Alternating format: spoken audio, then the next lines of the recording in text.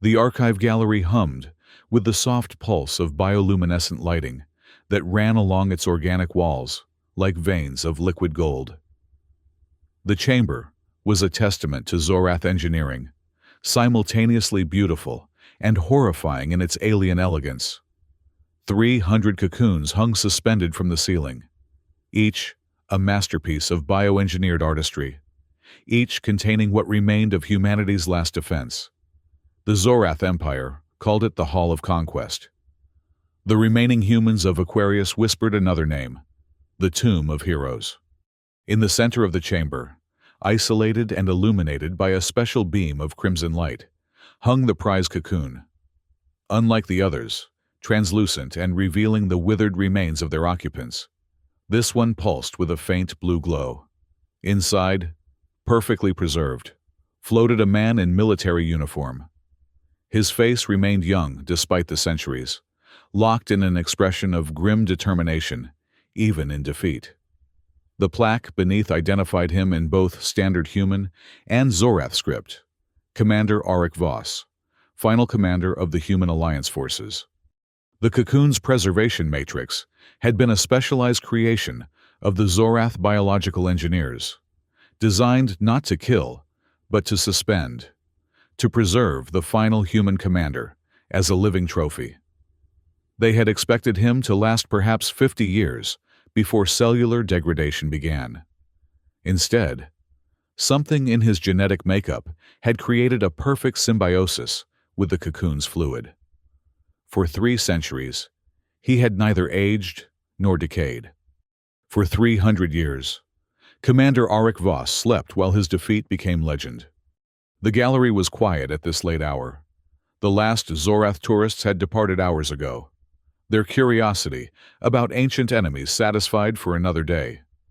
Only security drones patrolled the hall, their insectoid forms skittering along ceiling tracks with mechanical precision. They took no notice of the small figure that slipped through the service entrance, moving with practiced stealth between the pools of shadow.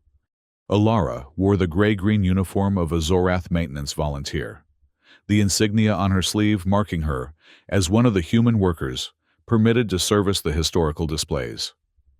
Her dark hair was pulled back in a tight knot, revealing the distinctive ridged pattern of identification implants at the base of her skull, the mark of human servitude under Zorath rule. She moved with purpose, her eyes darting nervously toward the security drones as she approached the central display. Reaching the commander's cocoon, she placed her hand against the cool, membrane-like surface. The organic matrix recognized her maintenance clearance, creating a small aperture beneath her palm. Alara glanced once more at the circling drones before withdrawing a small device from her pocket, an injection module containing a vial of luminescent green fluid. "You shouldn't be here," a voice said from behind. Alara froze, the module halfway to the cocoon's opening. She turned slowly to face the gallery supervisor, a thin human man whose implants glowed with the blue light of higher clearance. "Maintenance schedule shows this section due for service," she said, forcing steadiness into her voice. The supervisor's eyes narrowed. "Not at this hour, and not without authorization from historical preservation." "I have authorization." Alara slowly reached toward her identification chip. "From whom?" Her fingers found not her ID, but the stunner concealed beneath her uniform collar. "From history itself," she whispered, and fired. The supervisor collapsed silently, his nervous system temporarily overloaded. Alara dragged him behind one of the display plinths, calculating she had perhaps 15 minutes before the drones registered his absence from monitoring stations. Returning to the cocoon, she inserted the injection module into the membrane opening and released the green fluid into the preservation matrix. The effect was immediate. The cocoon's blue glow intensified, pulsing rapidly as the revival compound began to counteract 3 centuries of suspended animation. Alara placed her palm flat against the membrane surface and leaned close, her lips nearly touching the organic material as she whispered, "Wake up, Commander. Wake up. We're losing again. Inside the cocoon, floating in the nutrient-rich suspension fluid, Commander Arik Voss's consciousness stirred for the first time in 300 years. Awareness returned in fragments, disconnected sensations that his brain struggled to process. Pressure against his skin, a distant humming sound, a voice, female, unfamiliar, yet speaking words that cut through the fog of his suspended mind. "Wake up! We're losing again." His eyes opened, vision blurred by both the fluid and disorientation. A face, human, female, pressed against the other side of his liquid prison. Behind her, the indistinct shapes of hanging objects. Other cocoons. Memory flooded back in a disorienting rush. The final battle. The invasion of Aquarius. His capture. The Zorath commander standing over him as the technicians prepared the preservation pod. The knowledge that humanity had lost. That he had failed. That everything and everyone he had fought for was gone. His body convulsed with the shock of remembrance, sending ripples through the suspension fluid. A scream formed in his throat, but the breathing apparatus connected to his lungs suppressed it. The preservation cocoon interpreted his sudden movement as a sign of consciousness and began its emergency release protocol. The fluid drained rapidly around him as the membrane thinned and split open. Arik fell forward into waiting arms that struggled to support his weight. His legs, unused for centuries, buckled beneath him. The neural interfaces that had kept his muscles from atrophying disengaged with burning pinpricks across his skin. He gasped, drawing natural air into his lungs for the first time in 300 years. The sensation like inhaling fire. "Slowly," the woman urged, easing him down to the floor. "Your body needs time to readjust." Arik's vision cleared gradually, revealing his rescuer's face in greater detail. Young, determined, with the hard edges of someone who had known only struggle. The identification implants at the base of her skull marked her as subject human under Zorath control. "Who?" His voice cracked, vocal cords straining to remember their function. "Who are you? What year is it?" "I'm Alara," she replied, glancing nervously at the security drones, still patrolling their programmed routes. "The year is 2751 by the old Earth calendar. You've been preserved for 302 years. 300 years. The number seemed impossible, incomprehensible. Everyone he had known, everyone he had commanded, everyone he had fought alongside, all dust now, long gone to whatever waited beyond life. Only he remained, an artifact of a failed resistance. "Why?" he managed to ask, the single word encompassing a universe of questions. Alara's eyes met his. Fierce with a determination he recognized all too well. It was the look of resistance against overwhelming odds. "Because the fight never ended, Commander. And now, we need what only you can give us."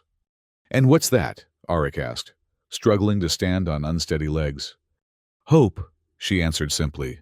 "The legend of the commander who never surrendered." Before he could respond, an alarm blared through the gallery. The security drones froze in place, their sensors rotating toward the central display. "They've detected the cocoon breach," Alara said, urgency replacing caution. "We have maybe 3 minutes before security forces arrive." She pulled Arik's arm across her shoulders, supporting his weight as she guided him toward the service entrance. His body remembered its training faster than he expected. Muscle memory responding to the sound of an alarm even after centuries of dormancy. Within a dozen steps, he was moving under his own power, though unsteadily. "Where are we going?" he asked, as they passed through the service door into a narrow maintenance corridor. "Somewhere safe," Alara replied, "where I can explain everything." As they hurried through the dimly lit passage, Arik caught glimpses through viewports of the world outside. What he saw stole his breath more effectively than his long suspension. The Aquarius he remembered, a moon of primarily research outposts and military installations surrounding a small civilian settlement, had transformed. A vast city sprawled across the lunar surface, its architecture a disturbing fusion of human functionality and Zorath organic design. Massive structures of bone-white material curved toward the sky, connected by pulsing channels that reminded him uncomfortably of arteries. Between them, smaller human-built structures huddled like parasites, attached to some great beast. "They've colonized everything," he whispered. "Transformed everything," Alara corrected. "The Zorath don't just conquer, they absorb, adapt, and rebuild in their image." They reached an intersection where the maintenance corridor met a larger transport tube. Alara checked a small device on her wrist, then pulled Auric to a halt against the wall. "Transport arriving," she warned. "Act submissive and keep your eyes down. Your face isn't in the recognition system yet, but your bearing screams military." The transport pod arrived with a soft, pneumatic hiss, its doors sliding open to reveal an interior occupied by 2 Zorath citizens and several humans wearing various service uniforms. Auric got his first look at humanity's conquerors in the flesh, rather than through tactical displays or combat visors. The Zorath stood nearly 7 feet tall, their slender bodies covered in an exoskeleton that resembled polished obsidian. Where humans had facial features, they possessed only smooth, featureless surfaces, interrupted by 3 vertical slits that pulsed with inner light, sensory organs that served as eyes, ears, and chemical receptors combined. Their limbs were too long, too jointed, moving with an unsettling precision that no human could match. Auric felt the old hatred rise in his chest, the instinct to attack, to destroy. 300 years had done nothing to diminish the visceral reaction. Alara must have sensed his tension. Her grip on his arm tightened painfully. "Not here," she breathed. "Not now." They entered the transport pod, Auric keeping his head lowered as instructed. The Zorath took no notice of them, just 2 more human servants going about assigned tasks. The pod accelerated smoothly, carrying them deeper into the city complex. Auric used the journey to study the other humans surreptitiously. Their expressions were uniform, blank, resigned, the look of people who had known no other existence than servitude. Except for one. A young man standing near the opposite door, wearing the uniform of a data analyst. When his eyes briefly met Auric's, there was a flash of something else. Recognition, perhaps, or hope. The young man touched his hand to his chest in what might have been a casual gesture.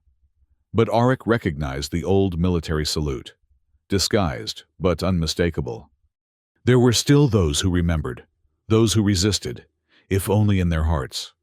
The transport made several stops, passengers exiting and entering. Before Alara signaled, it was their turn to leave. They stepped out into what appeared to be a residential sector for human workers. The architecture was purely functional here, without the organic flourishes of Zorath design. Rectangular habitation blocks arranged in rigid grids, their gray surfaces broken only by narrow windows and access doors. "Residential Block 17, Alara explained as they walked. "The oldest human quarter in the city. The Zorath find it too primitive to bother monitoring closely." They approached a particular block that looked no different from the others.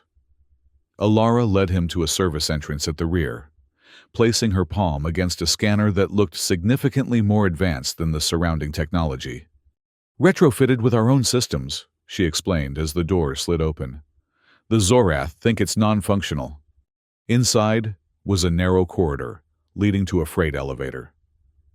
As they descended, Auric felt his military training asserting itself, mentally mapping their route, identifying potential escape paths, assessing threats. It was comforting to fall back on protocol when everything else had changed beyond recognition. The elevator opened into a large underground chamber that had clearly been repurposed from its original function as a storage facility. Now, it served as some kind of command center. Mismatched technology, some human, some clearly adapted from Zorath designs, lined the walls. A dozen people worked at various stations, their activities ceasing immediately when Arik and Alara entered. One by one, they turned to stare at the newcomer, expressions ranging from disbelief to awe to skepticism. An older man with a sergeant's bearing stepped forward, his eyes narrowing as he took in Arik's antiquated uniform. "So you actually did it," he said to Alara. "You woke the sleeping commander." "We don't have much time," Alara replied. "Security will be searching for us already." The man nodded and turned to address the room. "Secure all systems. Blackout protocol for the next hour. No communications in or out."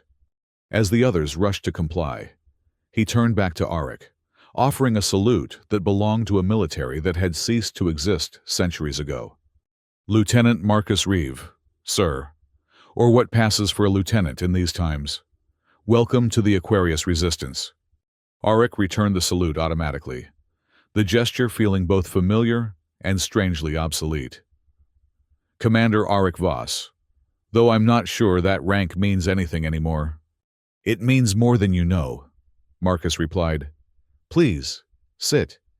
You must have questions." That was an understatement that bordered on absurdity. Arik had more than questions.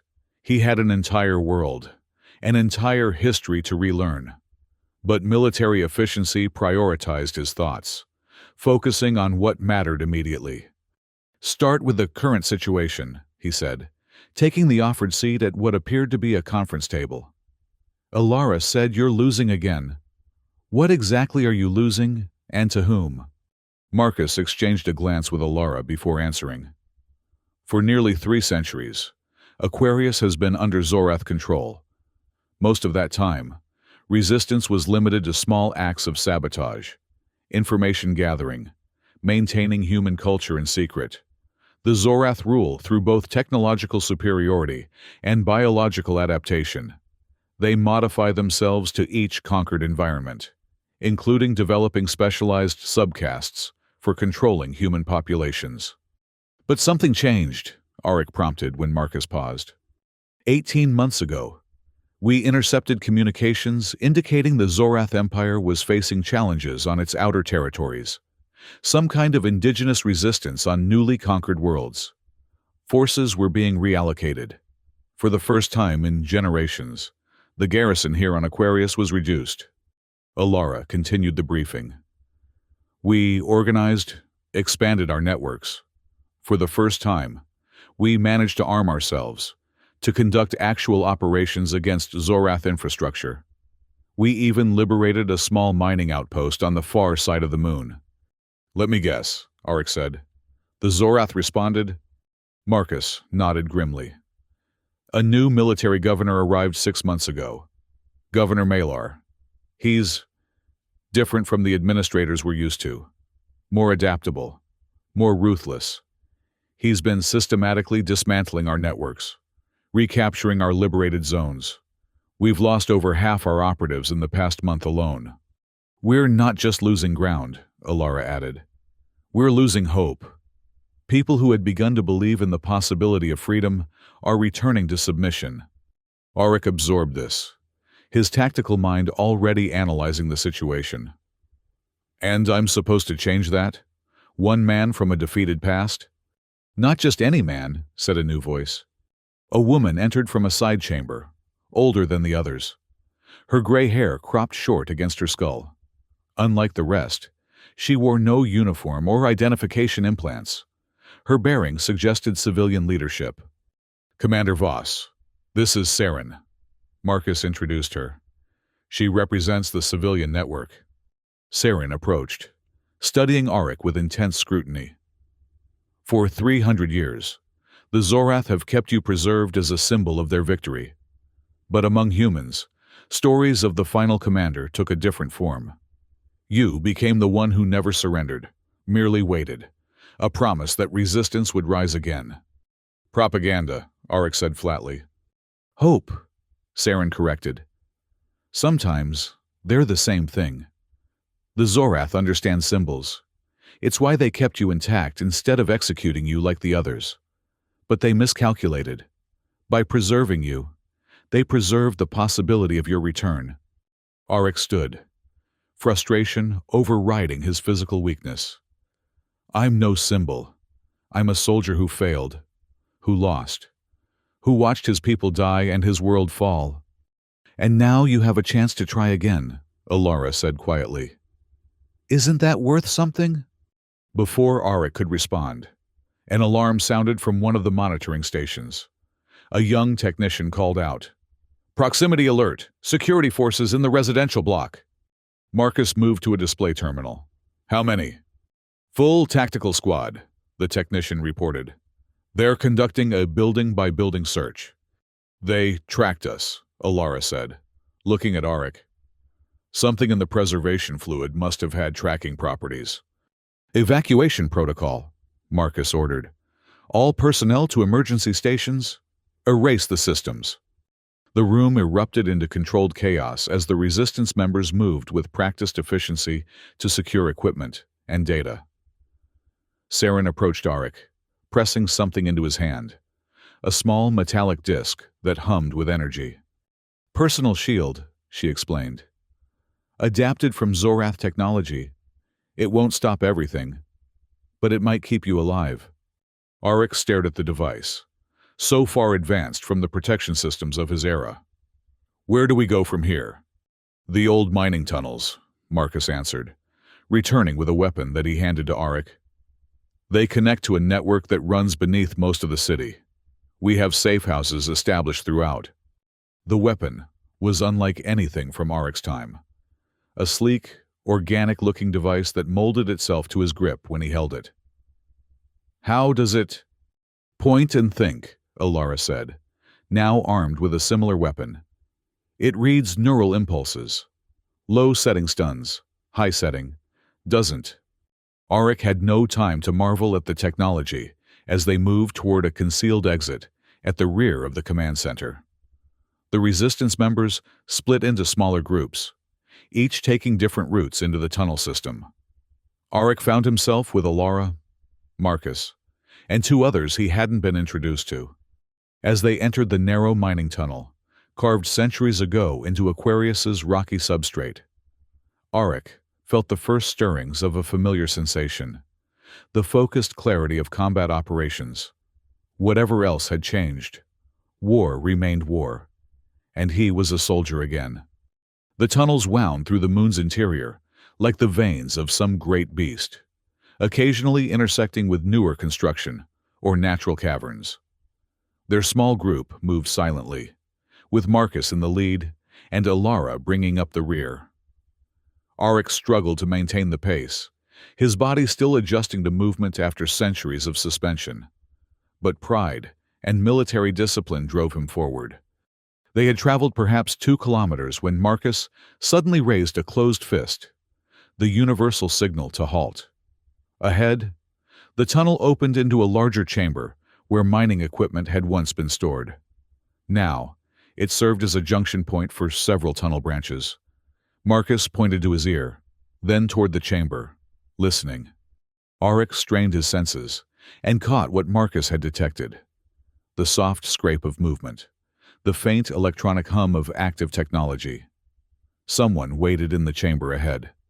Marcus signaled a standard flanking approach. The 2 unnamed resistance fighters moved to positions on either side of the chamber entrance, while Marcus prepared to provide covering fire. Alara touched Arik's arm, indicating he should stay back, a reasonable precaution given his condition, but one his pride rebelled against. The assault was executed with precision that would have made Arik's old special forces proud. Marcus threw a small device into the chamber, some kind of sensory disruptor. Arik guessed, as a high-pitched whine filled the air. The 2 flankers moved in simultaneously, weapons ready. Then everything went wrong. The chamber erupted in weapons fire, not the precise shots of a small ambush team, but the overwhelming barrage of a full security detail. One of the resistance fighters was hit immediately, their body thrown back into the tunnel entrance. The other managed to find cover behind a piece of mining equipment, but was pinned down by concentrated fire. "It's a trap!" Marcus shouted, laying down suppressive fire to cover their retreat. "Fall back!" Alara grabbed Arik's arm, pulling him back down the tunnel. But he resisted. "We can't leave them." "They knew we were coming," she insisted. "Somehow, they predicted our evacuation route. We need to warn the others." The decision was made for them as a new sound echoed through the tunnel. The distinctive mechanical skittering of Zorath security drones approaching from behind. They were surrounded. "There!" Arik pointed to a narrow fissure in the tunnel wall they had passed moments before. "It might connect to another passage." Without waiting for agreement, he squeezed himself into the opening, ignoring the protest of muscles, still remembering how to work. The fissure widened slightly after the entrance, revealing a natural formation rather than a constructed passage. Alara followed, then Marcus, who fired several parting shots down the tunnel before joining them. "Keller's dead," Marcus reported grimly as they pushed deeper into the natural crevice. "Zhang's still out there." "We'll come back for him," Alara promised, though her tone suggested she knew better. The fissure continued for perhaps 50 meters before opening into another tunnel, this one older, rougher than the mining passages, possibly dating back to the original exploration of Aquarius. Arik leaned against the wall, catching his breath, his body reminding him forcefully of its limitations. "They were waiting for us," he said between breaths. "How?" Marcus checked his communication device. "No signals from the other teams. Either they've gone silent as protocol demands, or they've been captured too," Alara finished. She turned to Arik, her expression hardening. "We have a security breach. Someone knew about the evacuation plan." "Who knew you were going to wake me?" Arik asked. "Only the core leadership," Marcus replied. "Myself, Saren, Alara, and 2 others." "Then, one of you is compromised," Arik stated, watching their reactions carefully. 300 years hadn't changed the fundamentals of security and betrayal. Alara met his gaze without flinching. "Or you are. The Zorath had you for 3 centuries. Who knows what they might have done while you were suspended?" The accusation hung in the air between them, a reasonable suspicion that Arik couldn't definitively disprove. He had no memory of his long sleep, no way of knowing if the Zorath had implanted tracking devices, or worse, in his body. "We can figure out who to trust later," Marcus interrupted. "Right now, we need to reach a secure location." "Where?" Arik asked. Marcus considered for a moment. "The old environmental control station. It's been abandoned since the Zorath upgraded the city systems, but we've maintained it as an emergency fallback." "Lead the way," Arik said. As they resumed their journey through the forgotten passageways of Aquarius, he found himself studying his companions with new wariness. One of them might be a traitor, or he himself might be an unwitting tool of the enemy. Neither possibility offered comfort. The environmental control station was housed in a reinforced bunker, originally designed to withstand the harsh conditions of Aquarius's surface. Its entrance was concealed beneath what appeared to be a waste processing unit in a neglected industrial sector.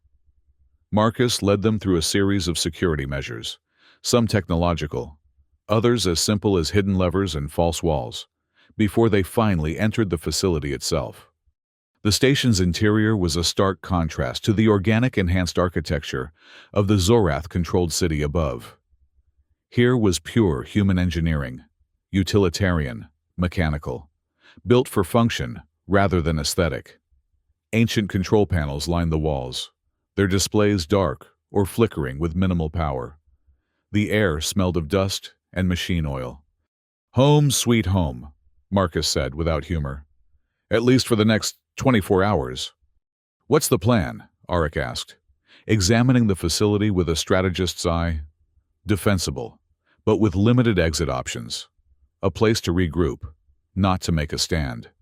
"First, we determine if any other teams made it out," Marcus replied, moving to what appeared to be a communication station. "Then we contact our secondary networks, assess the damage." "And if the damage is total?" Arik pressed. "If your resistance has been decapitated?"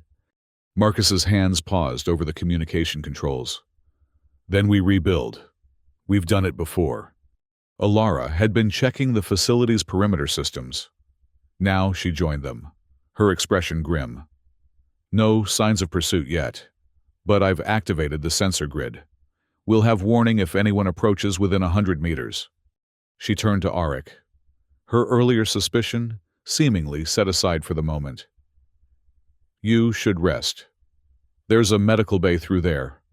It has a diagnostic system that might tell us if you've been implanted with anything. Arik nodded, acknowledging both the practical suggestion and the underlying concern about his trustworthiness. As he moved toward the indicated doorway, he heard Marcus speaking quietly to Alara. Was it worth it, waking him? We've lost so much. Ask me again when this is over, she replied. One way or another. The medical bay contained equipment that was both familiar and strange to Arik. The basic principles of medical care hadn't changed, but the technology had advanced beyond what he recognized. He lay on an examination platform that immediately began scanning his body, holographic displays materializing above him to show his physiological status. The data confirmed what he already felt. His muscular system was functioning at approximately 60% of optimal capacity. His neural responses were slightly delayed, and his body was still purging the last traces of the preservation chemicals. But there was something else, something that made him sit up in alarm. Alara, he called. You need to see this. She appeared in the doorway, weapon ready as if expecting trouble. When she saw him sitting upright, studying the medical display, she relaxed slightly. What is it? Arik pointed to a section of the scan showing his left shoulder. There's something embedded there, something that doesn't belong. Alara moved closer, examining the holographic image. The scan showed a small device, no larger than a grain of rice, nestled against his scapula. Zorath technology, she confirmed. Probably a tracking implant, though it could be something worse. Can you remove it? She studied the medical equipment available. Yes, but it won't be pleasant. The system isn't designed for surgery. Do it, Arik said without hesitation. If they're tracking me, we're endangering everyone around us. Alara nodded and began preparing the medical system for the procedure.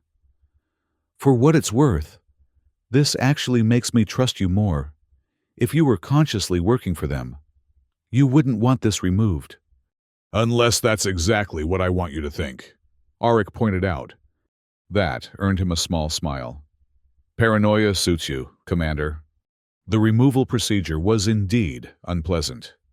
The medical system had limited anesthetic capabilities, and Arik felt every movement of the extraction tools as they dug into his shoulder. He endured in silence, focusing on his breathing, on the mission ahead, on anything but the immediate pain. When it was done, Alara held up a small crystalline object coated in his blood. Got it. I'll have Marcus put it in a shielded container. If it's transmitting your location, that should block the signal. And if it's something worse, then we're about to find out, she said, sealing the device in a containment unit. Arik lay back on the examination platform, allowing the system to close the wound in his shoulder. The pain receded gradually as regenerative compounds took effect. Why did you do it? He asked after a moment of silence. Why wake me after all this time? There must have been other leaders, other symbols you could have used. Alara was quiet for a long moment, her back to him as she sterilized the extraction tools. When she finally spoke, her voice was softer than he'd heard it before. My grandmother told me stories about you, about the final battle. She wasn't there. She was born decades after the conquest. But her grandmother had been a junior communications officer under your command. She turned to face him, something vulnerable in her expression. The stories said you never gave the surrender order, that you were captured while buying time for evacuation ships to escape, that your final message to your forces was, "This isn't over." I don't remember that, Arik admitted. The last thing I remember clearly is the Zorath breaching the command center. After that, fragments, being dragged before their commander, the preservation pod being prepared. Whether you remember it or not, that message became our foundation myth. The promise that resistance would continue, that humanity would fight on. Her voice strengthened. When things began falling apart, when Malar started destroying everything we'd built, I remembered those stories. And I thought, what if he was real? What if we could bring back the commander who never surrendered? The weight of her expectations settled on Arik's shoulders, heavier than the physical pain of the extraction. He was no legend, no messianic figure returning to lead his people to freedom. He was just a soldier who had lost a war and slept while the world changed around him. Before he could respond, Marcus appeared in the doorway, his expression tense. "We've got a problem. The tracker's not in containment anymore." Alara's head snapped up. "What do you mean?" "I mean it dissolved. The moment I placed it in the shielded container, it just melted away." Self-destruct mechanism," Arik concluded, sitting up despite the protest from his shoulder. "Which means they know it's been removed. And they know our location," Marcus added grimly. "We need to move. Now." They abandoned the environmental control station within minutes, taking only essential equipment and weapons. Arik moved with greater confidence now, his body continuing to remember its training, adapting to its awakened state. The pain in his shoulder served as a focusing point, keeping his mind sharp. They entered a different section of the tunnel network, this one apparently part of the city's waste management system. The passageways were larger here, lined with conduits carrying various materials to processing centers. The air held the sharp tang of industrial chemicals. "Where are we going?" Arik asked, as they paused at a junction to check their bearings. "The surface," Marcus replied. "We need to disappear into the general population." "With all respect, Lieutenant, that's suicide," Arik objected. "My face has probably been broadcast to every security system in the city by now." "Not the city," Alara clarified. "The underside." She gestured toward a vertical shaft that descended deeper into Aquarius's crust. "Beneath the official city is another one entirely. The places where the workers the Zorath don't acknowledge live. No official recognition means minimal surveillance. The forgotten people," Marcus added. "Our strongest base of support." Arik understood immediately.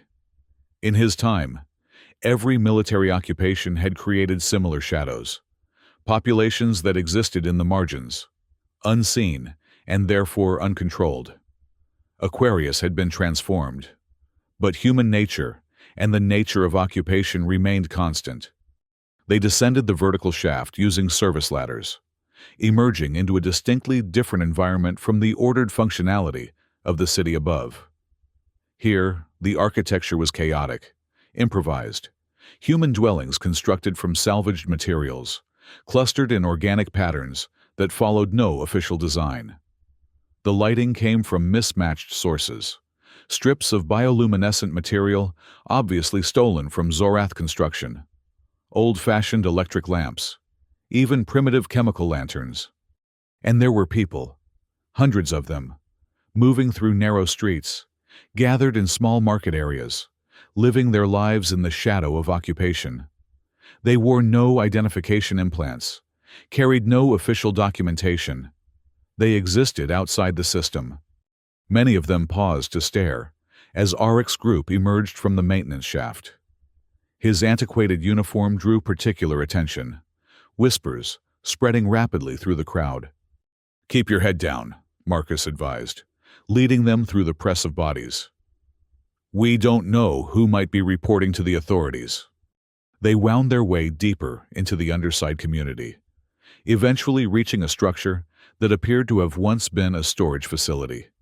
Inside, it had been converted into a communal dwelling, with separate living spaces divided by hanging fabric or salvaged panels. Marcus led them to a particular section at the rear, inhabited by an elderly man who rose from his seat with obvious difficulty when they entered. "Marcus," the old man greeted them, his eyes widening when they fell on Arik. "By the stars, you actually did it." "We need sanctuary, Thomas," Marcus said. "Just for a day or two." "Of course, of course." Thomas gestured to the limited space. "It isn't much, but it's yours." Once they were settled, and Thomas had left them alone, Arik voiced the question that had been building since their escape. "What now? Your resistance headquarters is compromised, your team scattered or captured. You're back to square one." Marcus ran a hand through his hair, exhaustion evident in every line of his body. "We salvage what we can, contact the secondary networks, rebuild." "That could take months," Arik pointed out. "By which time this Governor Malar will have tightened his grip even further." "What would you suggest, Commander?" Alara asked, the title carrying no irony despite the centuries that had passed since it held official meaning. Arik considered the question seriously. His military training, his experience in desperate situations, all suggested a single course of action. Hit back, immediately, while they think we're running scared. "Hit what?" Marcus asked. "We've lost most of our combat-capable personnel." "Not a military target," Arik clarified. "A symbolic one. You woke me because I represented something to your people. Now, we need to show them that symbol in action." Understanding dawned in Alara's eyes. "The archive gallery, where they kept you." Arik nodded. "Destroy it. Destroy all of it. Show your people that the past they've been taught to revere as Zorath victory is gone. Show them a new history is possible." "It would be heavily guarded now," Marcus objected. "After your escape, security will be at maximum." "Which is why they won't expect us to go back," Arik countered. "They'll be looking for us to flee, to hide, not to attack." Alara was already nodding slowly. "It could work, and the symbolic value would be enormous. We'd need explosives, a diversion, an extraction plan." Marcus began listing, his tactical mind engaging with the possibility, despite his initial objection. "Can your underground contacts provide those?" Arik asked. "Some," Marcus confirmed. "Not all. But if we reach out to the other sectors." "Then do it," Arik said with the natural authority of command. "We move as soon as we have what we need." As Marcus left to begin making arrangements, Alara studied Arik with newfound respect. "You adapt quickly for someone who just woke up 3 centuries out of time." "War doesn't change," Arik replied. "Only the weapons and the reasons." "And what's your reason, Commander?" she asked quietly. "Why fight for a world you barely recognize, for people you've never known?" The question struck deeper than she could know. What was his reason? What did he have left to fight for when everyone and everything he had known was dust? He thought of the faces he'd seen in the Underside community. Human faces, living under alien rule. He thought of Alara's grandmother, passing down stories of resistance through generations of occupation. "Because it's what I am," he answered finally. "A soldier who never surrendered. Might as well live up to the legend." Over the next 18 hours, the remnants of the resistance network mobilized with surprising efficiency. Messages passed through the Underside community in code. Supplies were gathered from hidden caches, and a plan took shape.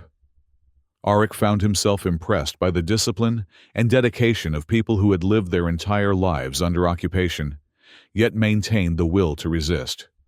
By the second evening after their escape, they had assembled a strike team of 8, all that could be safely gathered without attracting attention.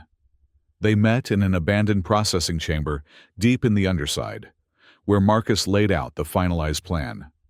"The archive gallery is located here," he indicated, on a roughly drawn map. "Security has indeed been increased, but they're focused on preventing intrusion, not an attack.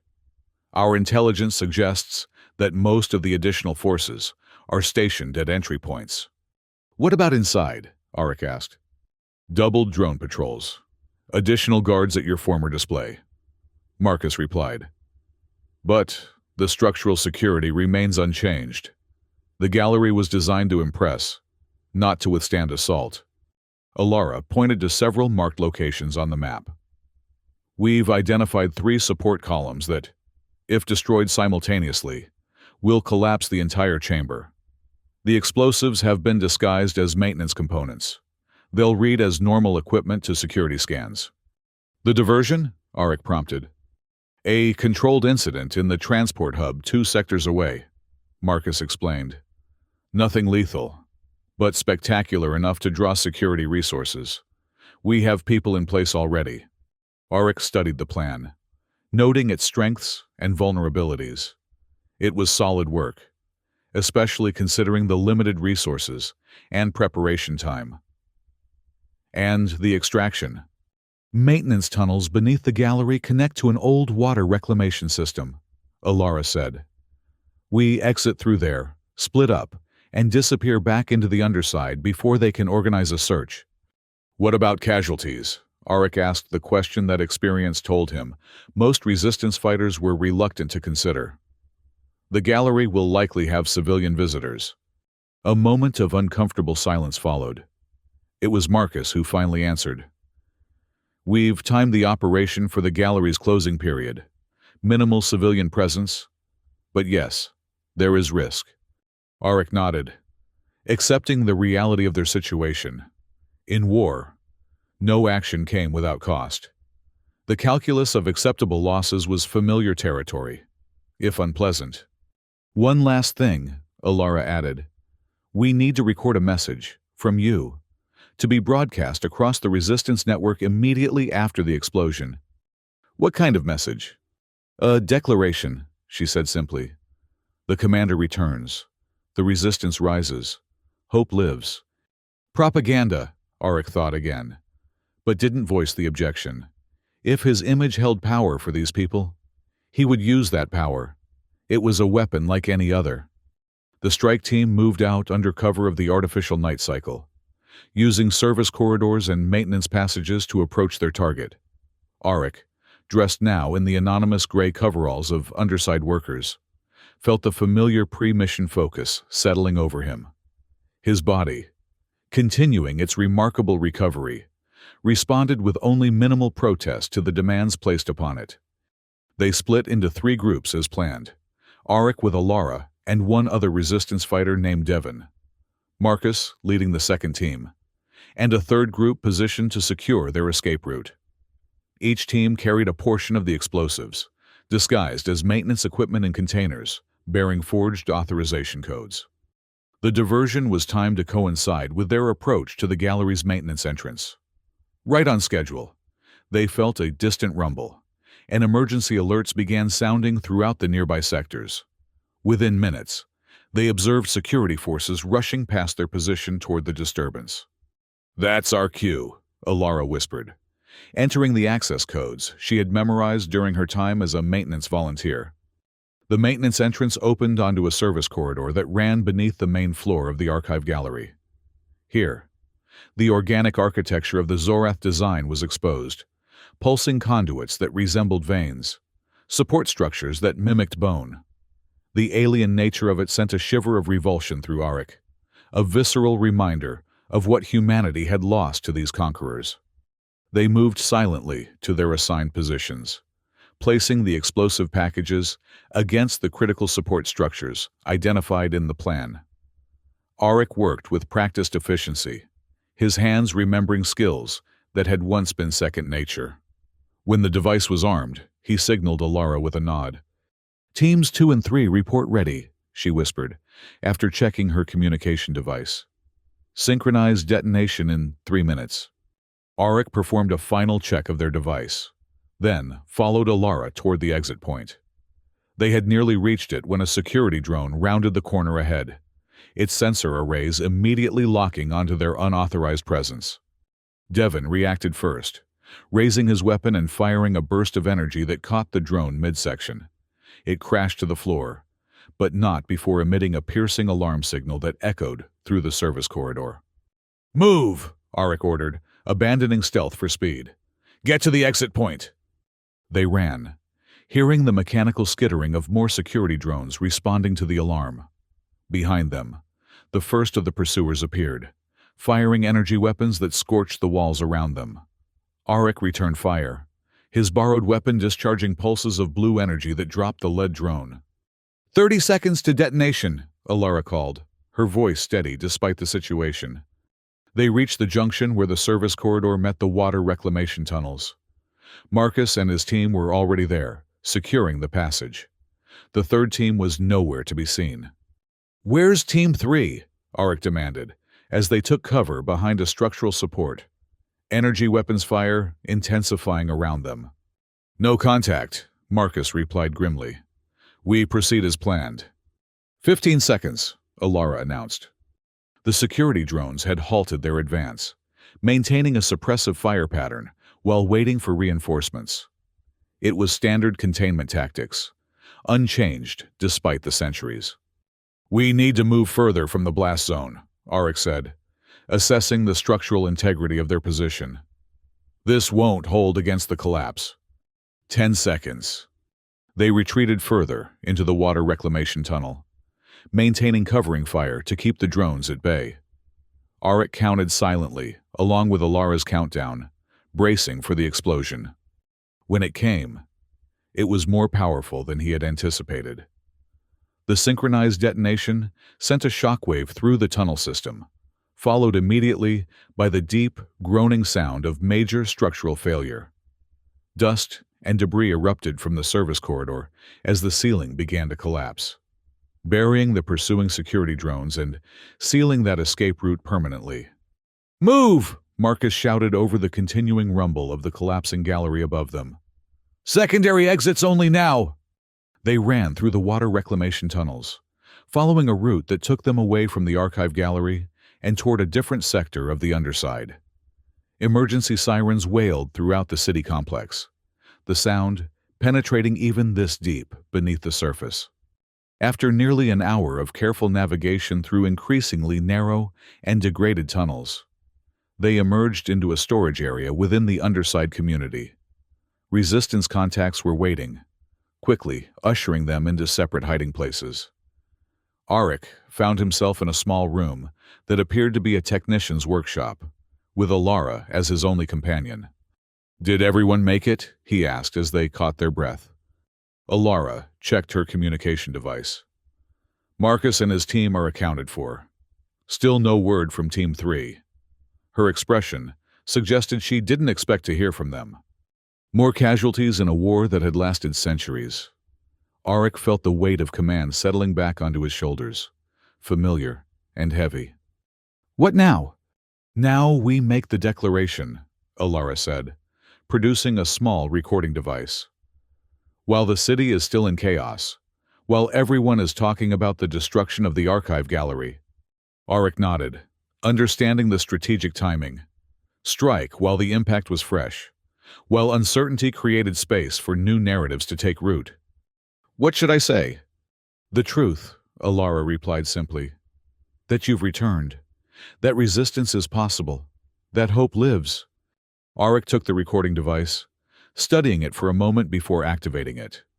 He spoke without rehearsal, letting the soldier in him find the words that might reach people he had never known, in a time he had never expected to see. "This is Commander Arik Voss of the Human Alliance Forces. 300 years ago, I was defeated by the Zorath Empire and preserved as a trophy of their victory. Today, I have returned, and that trophy is dust. To those who live under Zorath rule, know that resistance is not futile. It is necessary. It is human. For 3 centuries, you have kept the flame of freedom alive in darkness. You have remembered what it means to be free even when you have never known freedom. To the Zorath Empire and Governor Malar, your control is not absolute. Your victory is not final. The war you thought won 300 years ago has never ended, and now it enters a new phase. To all who hear this message, I am the commander who never surrendered. Join me. Fight. Hope." He deactivated the recording device and handed it back to Alara. Her eyes held a mixture of approval and something else, a personal connection to the moment that transcended the military operation. "It will reach every sector by morning," she said. "Every underside community, every worker dormitory with access to the shadow networks. And then? And then we see who answers." The response exceeded even Alara's expectations. Within days, reports filtered in through the resistance networks of increased activity across all sectors. Small acts of sabotage multiplied. Zorath propaganda displays were defaced with the Alliance symbol. Work slowdowns affected production quotas. In the underside communities, Arik's message was played in communal gatherings, copied and recopied, spreading like a virus through a population hungry for hope. More significantly, new recruits began appearing at resistance contact points, not just the usual disaffected youth or those with personal grievances against the Zorath, but ordinary workers, technicians, even some who had held relatively privileged positions in the occupation hierarchy. Marcus brought the reports to their new headquarters, established in an abandoned mining facility on the outskirts of the underside community. "It's working," he said, unable to keep the wonder from his voice. "People are responding, not just here. We're getting communications from other settlements, other moons. The message is spreading beyond Aquarius." "And the Zorath response?" Arik asked, maintaining the pragmatic focus of a commander. Marcus's expression sobered. "Significant. Governor Malar has declared a state of emergency. Curfews in all sectors. Increased security patrols. They're conducting systematic sweeps of the underside communities." "Casualties?" "Some. Mostly arrests so far. But they're building detention centers that suggest they're preparing for mass incarceration." Arik absorbed this grimly. The pattern was familiar from Earth's history. Resistance met with repression, which fueled further resistance, which triggered greater repression. A cycle that typically ended only when one side could no longer sustain the cost. "We need to accelerate," he decided. "Hit them again while momentum is with us. A bigger target this time." "Such as?" Marcus asked. Arik had been studying the information available on Zorath control systems. "The communications hub. Not to destroy it, to use it. Broadcast our message not just to resistance networks, but to every display in the city complex. Let everyone hear it, not just those already sympathetic to the cause." Marcus exchanged a glance with Alara, who had been listening silently. "That would require physical access to the central broadcast node. It's in the administrative tower, the heart of Zorath control. Maximum security," Alara added. "No maintenance access, no service tunnels. Everything self-contained and monitored." "There must be a way in," Arik insisted. "No system is impenetrable." Alara was quiet for a moment, her expression troubled. Then she said, "There is one way, but you won't like it." "Tell me." "Voluntary surrender," she said. "Governor Malar has announced a public reward for information leading to your capture. He wants you brought in alive." "Absolutely not," Marcus interjected before Arik could respond. "We just got him back. We're not handing him over." "Not handing me over," Arik said slowly, the tactical possibilities already forming in his mind. "Using me as bait." Alara nodded. "If we control the circumstances of your capture, we could potentially insert a team into the administrative tower as part of the security escort." "It's too risky," Marcus objected. "Once you're in their custody." "They won't kill me immediately," Arik said with certainty. "Malar will want to make an example of me, a public demonstration to counter the symbol I've become. That gives us a window of opportunity."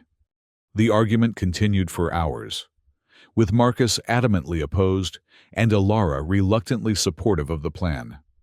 Others joined the discussion as it progressed, offering technical details and operational considerations. By the time a consensus was reached, the artificial night cycle had given way to the simulated dawn. The plan that emerged was audacious to the point of recklessness. But Arik recognized that conventional tactics would not suffice against an enemy with such overwhelming technological and numerical superiority.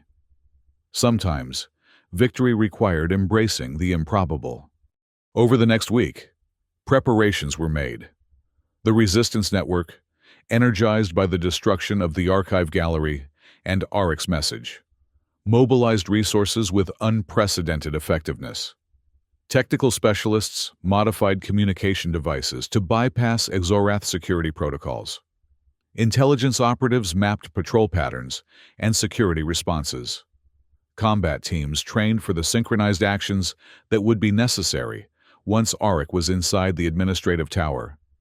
Through it all, Auric pushed himself to complete his physical recovery, spending hours in training exercises that left him exhausted but increasingly capable. The lingering effects of his long suspension faded gradually, his body reclaiming its former strength and agility. He drove himself relentlessly, aware that the coming operation would demand peak performance. Alara often joined these training sessions, her own combat skills impressive for someone raised in an occupied society with limited military tradition. During one such session, as they practiced hand-to-hand techniques, Auric finally asked the question that had been nagging at him since his awakening. "How did you know the preservation fluid wouldn't kill me when you activated the revival process?" 300 years is a long time for biological systems to remain viable. Alara executed a perfect evasion maneuver before responding. "I didn't know for certain, but I had access to the maintenance logs. The Zorath technicians noted your unusual compatibility with the preservation matrix. They were studying you, trying to understand why your cellular structure remained so stable while others degraded." "I was an experiment," Auric said, not particularly surprised. It explained the special display, the isolation from the other cocoons. "You were a mystery to them," Alara corrected, launching a counterattack that Auric barely deflected. "The Zorath understand biology in ways humans never achieved.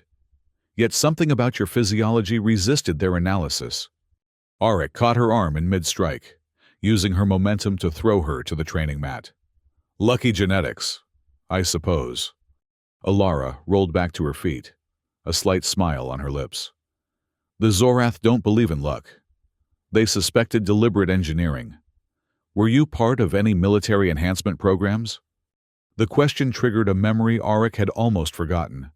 A military hospital, early in the war, when he had been severely wounded during the Battle of Europa Station. Experimental treatments, classified recovery protocols. He had returned to duty stronger, faster, with accelerated healing capabilities. At the time, it had seemed like advanced but conventional medical care. "Possibly," he admitted. "Though if so, they didn't inform me of the details." Alara nodded, as if this confirmed a theory. "The Zorath reports hypothesized that the same modifications that enhanced your regenerative capabilities created the perfect interface with their preservation technology. You were designed to heal, and somehow that translated to an ability to remain suspended indefinitely." The implications were unsettling. Had Alliance Command known about this potential when they approved whatever procedures had been performed on him? Had he been modified specifically because they anticipated the possibility of defeat, of capture? Was his survival part of some long-term contingency plan that had never been shared with him? Questions without answers, from a time when everyone who might have known the truth was centuries dead. "Either way," Alara continued, circling him for another attack. "It's fortunate for us. The legend returned at the moment of greatest need." "Not legend," Auric corrected, settling back into a defensive stance. "Just a soldier doing his job." "A job 3 centuries overdue," she replied, and attacked again. The day of the operation arrived. The plan called for Auric to be discovered in a mid-level residential sector, allowing himself to be captured by regular security forces rather than specialized units. This would maximize the time between his capture and his delivery to Governor Malar, giving the resistance teams opportunity to position themselves. Auric stood alone in a public concourse, watching the regular flow of human workers moving between shifts. His face had been subtly altered with temporary cosmetic implants to prevent immediate recognition, but these would dissolve within hours, revealing his true identity once he was in custody. He wore the anonymous gray coveralls of underside workers, with concealed equipment that would escape initial detection, but be discovered in a more thorough search. Among this equipment was a microtransmitter that would allow the resistance to track his movements through the city's security systems. Alara's voice came through the nearly invisible communicator in his ear. "Security patrol approaching from the east entrance. Standard sweep pattern. Are you ready?" Arik took a deep breath, centering himself. "Ready. Good luck, Commander. See you on the other side." The security patrol entered the concourse. 2 Zorath officers accompanied by 4 human auxiliaries and a complement of security drones. They moved with the casual arrogance of occupiers, scanning identification implants as they passed through the crowd of workers. Arik positioned himself directly in their path, his body language carefully calibrated to attract attention without seeming deliberately provocative. As the patrol approached, he made eye contact with one of the human auxiliaries, holding the gaze a moment too long. The auxiliary reacted as expected, detaching from the group to approach him. "Identification," he demanded. Scanner extended. Arik pretended to fumble for non-existent documentation, creating the impression of nervousness. "I must have left it in my quarters." The auxiliary's expression hardened. "Step aside for verification." Arik complied, allowing himself to be directed to a screening area where more thorough scans would be conducted.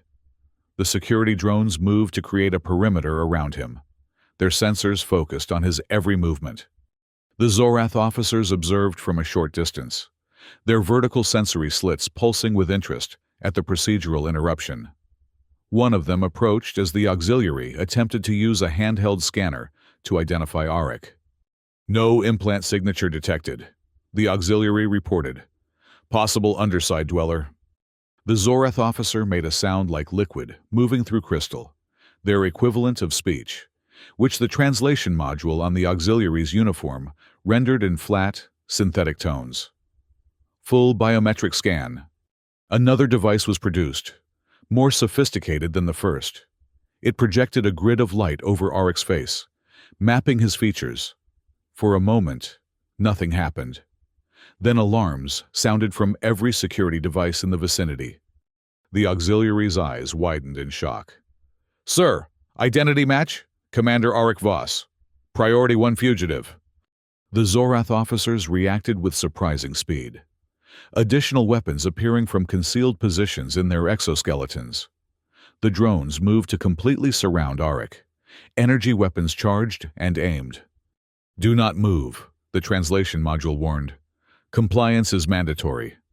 Arik raised his hands slowly, offering no resistance as restraints were applied to his wrists and ankles. The security patrol called for reinforcements, their communications urgent and excited. Within minutes, additional forces arrived, including a transport vehicle designed for high-security prisoner movement. As he was loaded into the transport, Arik caught a glimpse of Alara among the crowd of onlookers that had gathered. Her expression revealed nothing, but he knew she would be tracking his signal, coordinating the resistance teams that would converge on the administrative tower. The transport moved through the city with an escort of security vehicles, taking an indirect route that Arik suspected was designed to prevent any rescue attempt. Through the small viewport, he watched the architecture grow increasingly Zorath in design as they approached the central administrative sector, organic structures rising like massive bone formations, connected by pulsing arterial pathways. At the center stood the administrative tower itself, a twisted spire that resembled a massive spine, each vertebra-like section housing different government functions. At its apex, barely visible from ground level, was Governor Malar's personal command center. The transport docked at a high-security entrance near the base of the tower. Arik was transferred to an internal security team, all Zorath officers now, with no human auxiliaries. They moved him through a series of checkpoints, each more stringent than the last. At the third checkpoint, as anticipated, they discovered and removed his concealed equipment, including the microtransmitter. What they didn't discover was the secondary transmitter, biologically integrated into the healing wound where the tracking implant had been removed.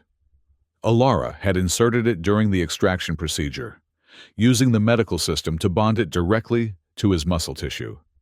It would transmit his location for approximately 12 hours before dissolving harmlessly into his bloodstream. Arik was taken to an interrogation chamber deep within the tower's security level. The room was designed for psychological impact as much as functional purpose, a perfect sphere with walls that seemed to pulse slightly, creating a disorienting effect. He was secured to a central platform that adjusted automatically to hold him in a semi-reclined position, neither standing nor lying down. For nearly an hour, he was left alone in the chamber. Arik used the time to mentally review the plan, to prepare himself for what would come next. The resistance teams would be moving into position now, using his signal to track his location within the tower. The specialized technical unit would be attempting to access the communication systems. Everything depended on timing, on the distraction his presence would create. The chamber door finally opened to admit a Zorath figure taller and more elaborately armored than any Arik had seen previously. The exoskeleton gleamed with metallic inlays that seemed to shift color as the figure moved, and additional sensory structures protruded from what would be the head region on a human. Governor Malar. It could be no one else. The governor studied Arik in silence for several moments, the vertical sensory slits pulsing with an intensity that suggested heightened emotional or cognitive activity. When he finally spoke, the translation came not from an external device, but from some mechanism integrated into his exoskeleton. "Commander Arik Voss," the synthetic voice pronounced with unexpected clarity. "The sleeping warrior awakens at last." Arik said nothing, maintaining the stoic expression that had served him through countless interrogations during the war. 300 years preserved in perfect suspension, Malar continued, moving around the platform in a slow circle. A remarkable symbiosis between your modified human physiology and our preservation technology. The scientists who maintained your cocoon considered you their greatest achievement. Still, Arik remained silent, following the governor's movement with his eyes, but offering no response. "Your silence serves no purpose," Malar said. "We have been studying human resistance psychology for centuries. We understand your defiance protocols, your training to withstand interrogation." The governor completed his circle, stopping directly in front of Arik. "But this is not an interrogation. This is a conversation between adversaries, between symbols." That caught Arik's attention. "Symbols?" "Yes," Malar confirmed, the synthetic voice somehow conveying satisfaction at eliciting a response. "You have become a symbol to the human resistance, the commander who never surrendered, returned from the past to lead a new rebellion." The governor's sensory slits pulsed rapidly. "And I have become a symbol to the Zorath Empire, the governor who finally crushed the Aquarius resistance after centuries of tolerated insurgency." "Seems like you were doing fine before I woke up," Arik observed, calculating how to keep the governor engaged, to extend this conversation as long as possible. Every minute bought time for the resistance operation. "Containment is not victory," Malar replied. "For generations, the Empire has permitted a certain level of human resistance. It served as a pressure release, a controlled environment where discontent could express itself without threatening actual control." The governor's armored limbs shifted in what might have been the Zorath equivalent of a shrug. "My predecessors were content with this equilibrium. I am not." "Why now?" Arik asked, genuinely curious, despite the tactical nature of his engagement. After 3 centuries of occupation, why suddenly decide to eliminate all resistance? Malar was silent for a moment, the sensory slits pulsing in a pattern that suggested contemplation. The Empire faces challenges on multiple fronts. Resources that were once abundant are now stretched thin. Efficiency has become paramount. Aquarius must transition from a controlled occupation to full integration within the imperial structure. Integration. Auric understood the euphemism immediately. Not just continued subjugation, but complete assimilation.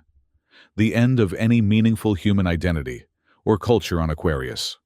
You woke at an interesting time, Commander, Malor continued. Had you emerged a decade earlier, you would have found a resistance movement too comfortable in its role, as tolerated opposition to truly follow you. A decade later, and there might have been no resistance left to wake you. Fortunate timing, Auric said neutrally. For whom remains to be seen. The governor moved closer. You have caused considerable disruption. The destruction of the archive gallery was particularly symbolic, erasing the physical reminder of your defeat and the Empire's victory. A clever first move in our contest. This isn't a game, Auric replied, an edge entering his voice despite his intention to remain controlled. All conflict is a game, Commander, with rules, strategies, and consequences. Malar's sensory slits pulsed in a pattern that the translation system interpreted as amusement. The primary difference is that in this game, the stakes are the future of your species on this moon. A subtle vibration ran through the chamber, so faint that Auric wasn't certain he hadn't imagined it until he saw Malar's sensory structures stiffen in response. Something was happening elsewhere in the tower. The resistance operation was underway. You feel it too, Malar observed. The tremors of your companion's efforts. Did you think we were unaware of your plan? That your capture seemed too easy, perhaps? Auric's blood ran cold. Had they known? Was this entire operation compromised from the beginning? Your resistance allies are currently being contained throughout the tower, Malar continued. Though I must commend their ambition. Attempting to seize control of our communication systems was an audacious goal. Despite the governor's confident words, Auric noted that Malar had moved to the chamber's control panel, accessing security systems with rapid movements of his elongated digits. Whatever was happening, it wasn't proceeding according to the governor's expectations. Auric allowed himself a small smile. If you had actually contained the situation, you wouldn't still be standing here talking to me. Malar's sensory slits pulsed rapidly. Anger, perhaps, or concern. The synthetic voice betrayed no emotion as he responded. A temporary disruption. Nothing more. Another vibration ran through the chamber, stronger this time, followed by a sound that Auric recognized immediately. The distinctive resonance of an explosion designed for maximum structural damage rather than casualties. The resistance had moved to their contingency plan. You should go check on that, Auric suggested, his confidence growing. Sounds like more than a temporary disruption. Malar made a sound that the translation system didn't process, perhaps too complex or emotional for its parameters.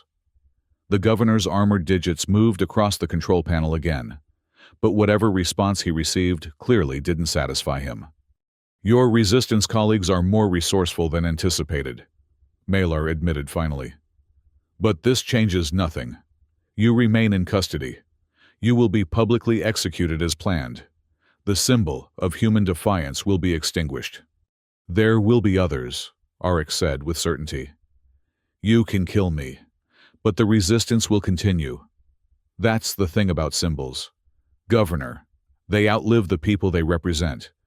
The chamber door opened suddenly, revealing not the expected security team, but chaos in the corridor beyond.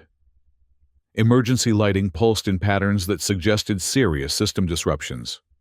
The sound of weapons fire echoed from multiple directions. Malar moved with unexpected speed, additional weapons emerging from his armored exoskeleton as he positioned himself between Auric and the door. It seems our conversation must conclude prematurely, Commander. Before either could act further, A concentrated burst of energy struck the chamber's ceiling, sending debris crashing down between them. Through the dust and confusion, Auric saw Alara and Marcus leading a strike team into the chamber, their weapons trained on Malar. "Release the restraints!" Alara shouted, maintaining suppressive fire to keep the governor pinned behind the fallen debris. Marcus reached the control platform, overriding the security systems with a device clearly adapted from Zorath technology. The restraints disengaged, allowing Auric to roll free of the platform just as Malar launched a counterattack. Energy blasts from the governor's integrated weapon systems forced the resistance fighters to take cover. Malar was moving toward what appeared to be a concealed exit panel when Auric tackled him from behind, driving them both to the floor. The impact against the Zorath's armored exoskeleton felt like hitting solid stone, but Auric's enhanced physiology absorbed the shock. They grappled briefly before Malar threw him off with disturbing ease, rising to his full height with weapon systems fully deployed. "Impressive reflexes for one so recently awakened," the governor observed, the synthetic voice unchanged despite the combat situation. "Your modifications serve you well." Auric rolled to his feet, unarmed but ready to engage again. "Not just modifications. Training, determination, humanity." "Admirable but insufficient qualities," Malar replied, raising his weapon systems to target Auric directly. Before he could fire, Alara emerged from cover, wielding what appeared to be a modified Zorath weapon. The blast it emitted wasn't energy, but some kind of disruptive field that engulfed the governor's exoskeleton. Malar froze in place, his systems temporarily paralyzed. "We have maybe 30 seconds before his systems reboot," she warned, tossing Auric a weapon. "We need to move, now." Auric caught the weapon, considering for a brief moment whether to finish Malar while he was vulnerable. The tactical advantage would be significant. Removing the head of Zorath authority on Aquarius would throw their command structure into disarray. But something stopped him. Not mercy, but strategic calculation. Kill Malar, and he would be replaced immediately by another governor, perhaps one even more ruthless. Leave him alive but defeated, and he became a symbol of Zorath vulnerability, just as Auric had become a symbol of human resistance. "Let's go," he decided, turning toward the exit where Marcus was coordinating the withdrawal of their strike team. They moved through corridors in chaos, resistance fighters engaging Zorath security forces in brief, violent skirmishes before withdrawing to new positions. The strategy was clear: not to hold ground, but to create maximum disruption while moving toward their primary objective. Status of the communication systems?" Auric asked, as they descended through emergency stairwells, avoiding the compromised lift systems. "Secured," Marcus reported with evident satisfaction. "Technical team got in during the initial confusion. They've locked the Zorath out of their own broadcast network for the next hour." "And the message?" "Transmitting now," Alara confirmed. "To every display in the city complex, to every communication device, even to off-moon colonies." They reached a service level, near the base of the tower, where additional resistance fighters held a defensive perimeter around what appeared to be a maintenance access point to the city's underground infrastructure. "Extraction route secured," one of the fighters reported. "But we've got heavy pursuit forces mobilizing on levels 3 through 7. "We've done what we came to do," Auric said, making the command decision. "Begin withdrawal. Sequential defense teams to cover our retreat." The resistance fighters moved with disciplined efficiency, demonstrating a level of training that impressed Auric. These weren't the improvised guerrilla forces he had initially assumed, but a well-organized military operation that had developed over generations of resistance. As they descended into the maintenance tunnels that would lead them back to the underside, Auric caught glimpses of public display screens, visible through viewport sections.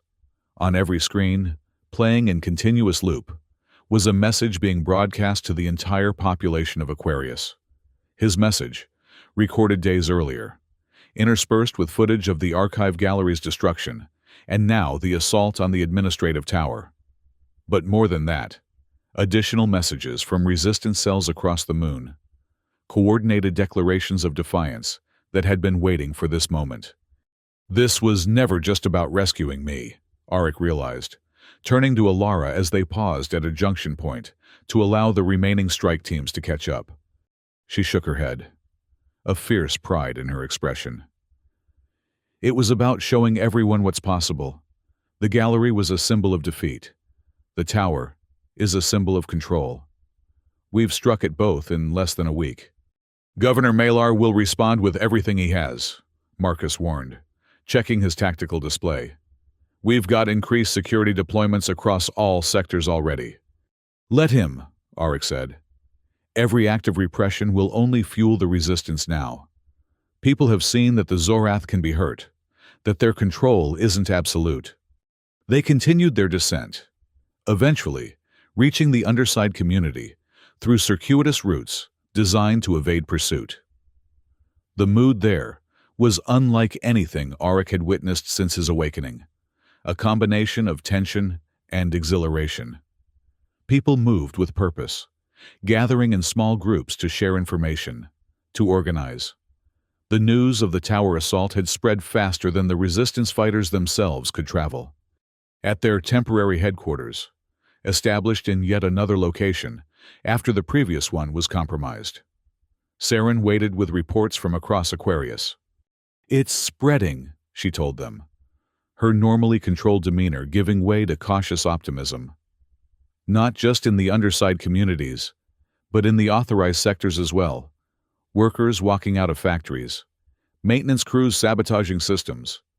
Even some of the human auxiliaries and security forces are deserting their posts. What about off-moon? Alara asked. Did the broadcast reach the colonies? Saren nodded. Fragmentary reports suggest similar uprisings on at least 3 other moons in the system. The signal was relayed through the deep space network before the Zorath could shut it down. Arik absorbed this information with the strategic assessment of a military commander. What had begun as a localized resistance effort was rapidly transforming into something much larger, potentially a system-wide insurrection. If the pattern continued, if other human populations under Zorath rule joined the uprising, we need to consolidate, he said, addressing the leadership group that had assembled. Secure territories, establish supply lines, prepare for sustained conflict. This isn't a single battle anymore. It's a war. With what army? Marcus asked, the practical question cutting through the euphoria of momentary victory. We have maybe 1,000 combat-capable fighters across all of Aquarius. The Zorath have entire legions. We have something more valuable than numbers, Arik replied. Momentum, morale. And if the other colonies are truly rising, the Zorath will have to divide their forces. A communications specialist interrupted, bringing a priority message. Orbital surveillance detects multiple ships entering the system. Configuration unknown, but definitely not Zorath design. The room fell silent as the implications registered. Unknown ships could mean many things. Few of them likely to improve their situation. Additional adversaries, perhaps. Or opportunistic raiders taking advantage of the chaos. Any communication from them? Arik asked. None that we've intercepted, the specialist replied. But their approach vector suggests they're heading directly for Aquarius. Arik exchanged glances with Alara and Marcus. A new variable in an already complex equation. Maintain observation. Alert all resistance cells to prepare for possible orbital engagement. As the others dispersed to implement his orders, Alara remained, studying him with an expression he couldn't quite interpret. What is it? He asked. You've adapted remarkably well, she said. Not just to fighting in this era, but to leading people you've known for less than 2 weeks. Arik hadn't considered it from that perspective. Command is command, regardless of the century. People fighting for freedom need the same things they always have. Direction, confidence, someone to make the hard decisions. And take responsibility for the consequences, she added quietly. He nodded, understanding her concern. If these unknown ships represent a new threat, we'll deal with it. If they're potential allies, we'll leverage that. Either way, we continue the fight we've started. No regrets about waking up to this? She asked. Auric thought about his lost world, his lost comrades, the life he might have lived if history had taken a different course. Then he looked at Alara, at what she and the others had built under generations of occupation, the stubborn, indomitable human spirit that refused to accept defeat even after centuries. No regrets, he said with certainty. This is where I belong. This is what I was preserved for, whether by accident or design. The next 12 hours were a blur of activity as the Resistance mobilized to meet potential new threats, while simultaneously exploiting the opportunities created by their successful assault on the administrative tower. Reports continued to flow in from across Aquarius and beyond, some encouraging, others concerning. The Zorath response was gathering force, with reinforcements being redirected from other colonies to suppress the growing insurrection. Auric established a command structure, organizing the disparate resistance cells into a more cohesive force. Those with military experience or aptitude were assigned leadership roles. Supply caches were consolidated and redistributed. Communication networks were strengthened and secured against Zorath interference. Through it all, the unknown ships continued their approach, maintaining communication silence despite attempts to hail them on multiple frequencies. Their trajectory left no doubt that Aquarius was their destination, but their intentions remained a mystery. In the early hours of the artificial dawn cycle, as Auric was reviewing defensive preparations with Marcus, Alara burst into the command center with news. "The ships have made contact," she announced, breathless from her rush to bring the information. "Not with the Zorath, with us, directly on our secure frequencies." "How?" Marcus demanded. "Those codes are known only to Resistance leadership." "That's not all," Alara continued. "They identified themselves as the vanguard fleet of the Free Human Alliance." The name struck Auric like a physical blow. The Human Alliance, his alliance, had fallen 300 years ago. He had witnessed its final defeat, had been captured during its last stand. "That's impossible," he said, voicing the thought aloud. "The Alliance was destroyed." "Not destroyed," came a new voice from the communication system. "Dispersed, driven to the outer reaches of known space, but never truly defeated." The display screen activated, showing the face of a woman in a uniform that bore unmistakable similarities to Auric's own, though with significant differences that spoke of centuries of evolution. "Commander Auric Voss," the woman said, her expression one of carefully controlled emotion. "I am Admiral Kira Chen of the Free Human Alliance Vanguard Fleet. We received your transmission. We've come to finish what you started 300 years ago." The command center erupted in a chaos of voices, disbelief, hope, questions shouted over one another. Auric raised a hand for silence, his focus entirely on the woman on the screen. "Admiral Chen," he acknowledged, military protocol asserting itself automatically. "Your timing is either remarkably convenient or suspiciously precise." A smile touched the Admiral's features. "Both, perhaps. We've maintained surveillance of Zorath-occupied territories for generations, waiting for the right moment to return. Your broadcast, the confirmation that you lived, that the final commander had awakened, was the signal we've been anticipating." "You knew about me?" Auric asked, struggling to process this revelation. "Your story is part of our foundational history," Admiral Chen replied. "The commander who bought time for the evacuation ships, who never surrendered, who would one day return to lead the liberation of occupied human worlds." Auric glanced at Alara, who appeared as stunned as he felt. The parallel narratives, the one that had developed on occupied Aquarius, and the one maintained by the surviving Alliance forces, had converged on the same mythic interpretation of his role. "Admiral," he said, returning his attention to the screen, "what exactly are you proposing?" "A coordinated assault," she replied without hesitation. Our fleet will engage Zorath orbital defenses and planetary installations. Your ground forces will secure key infrastructure and population centers. Together, we can liberate Aquarius within 72 hours. It was an audacious plan, perhaps even a feasible one with the element of surprise and the backing of what appeared to be a significant military force. But something in Auric hesitated, the commander's instinct for detecting oversimplification. The Zorath have held this moon for 3 centuries, he pointed out.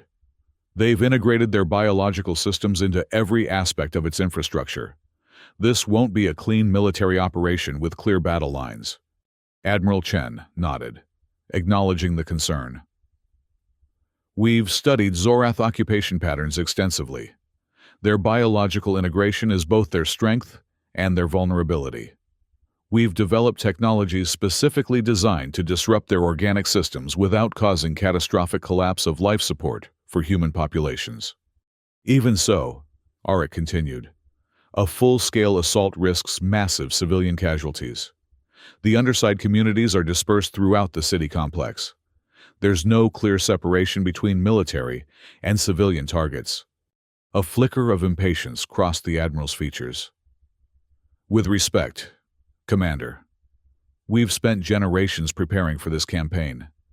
Our tactical models account for civilian protection, but the window of opportunity is narrow. The Zorath are already mobilizing reinforcements from neighboring systems. Auric felt the weight of decision pressing upon him. The alliance, his alliance, somehow preserved and evolved beyond his wildest hopes, offered the possibility of swift liberation. But at what cost? And what would follow? Would one occupation simply be replaced by another, with humans from the stars imposing their will on humans who had adapted to life under Zorath rule? He glanced at Alara and Marcus, reading in their expressions the same complex mix of hope and caution that he felt himself.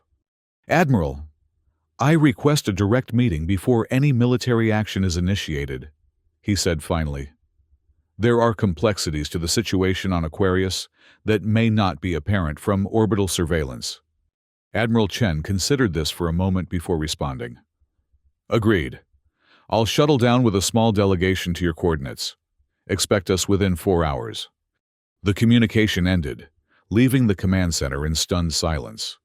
The Alliance survived, Marcus said, voicing the collective disbelief. All this time, while we thought we were alone. They abandoned us, someone else countered. Left us to the Zorath for 3 centuries. We don't know the circumstances, Auric cautioned, though the same thought had occurred to him. What matters now is how we proceed together. Alara had remained silent, her expression troubled. When she finally spoke, her voice was pitched for Auric alone. They've made you into a legend, just as we did. Built 300 years of expectation around your return. What happens when the reality of Commander Auric Voss doesn't match the myth they've created? It was a perceptive question, cutting to the heart of his own discomfort. Then they'll have to adapt to reality, he replied. As will I. The hours before the Alliance delegation's arrival were filled with frantic preparation, securing the meeting location, establishing defensive perimeters, briefing resistance leadership on protocol. Throughout it all, Auric felt a growing sense of dislocation, as if he were simultaneously belonging to 2 different timelines that had suddenly, improbably intersected. When the Alliance shuttle descended through Aquarius's artificial atmosphere, using stealth technology that rendered it nearly invisible to Zorath detection systems, Auric waited at the designated landing zone with a small honor guard of resistance fighters. Alara and Marcus flanked him, their presence a reminder of where his immediate loyalties now lay. The shuttle's design was sleek, incorporating elements of technology that Auric recognized from his era, but refined beyond what had been possible then. When the boarding ramp extended and Admiral Chen emerged with her delegation, the contrast between the Alliance personnel and the resistance fighters was immediately apparent. not just in their pristine uniforms and advanced equipment, but in their bearing, the confidence of those who had never known defeat or occupation. Admiral Chen approached Auric directly, offering a formal salute that belonged to a military tradition that had evolved without him. He returned it with the salute of his own era, creating a visual bridge between past and present. "Commander Voss," she greeted him. "It's an honor I never expected to experience personally." "Admiral," he acknowledged. "Welcome to Aquarius." She studied him with barely concealed fascination. "You look exactly as the historical records depicted. It's remarkable." "Preservation technology has its benefits," Auric replied dryly. "Though I wouldn't recommend the 300-year sleep." That earned a smile, breaking some of the formality. "Allow me to introduce my staff.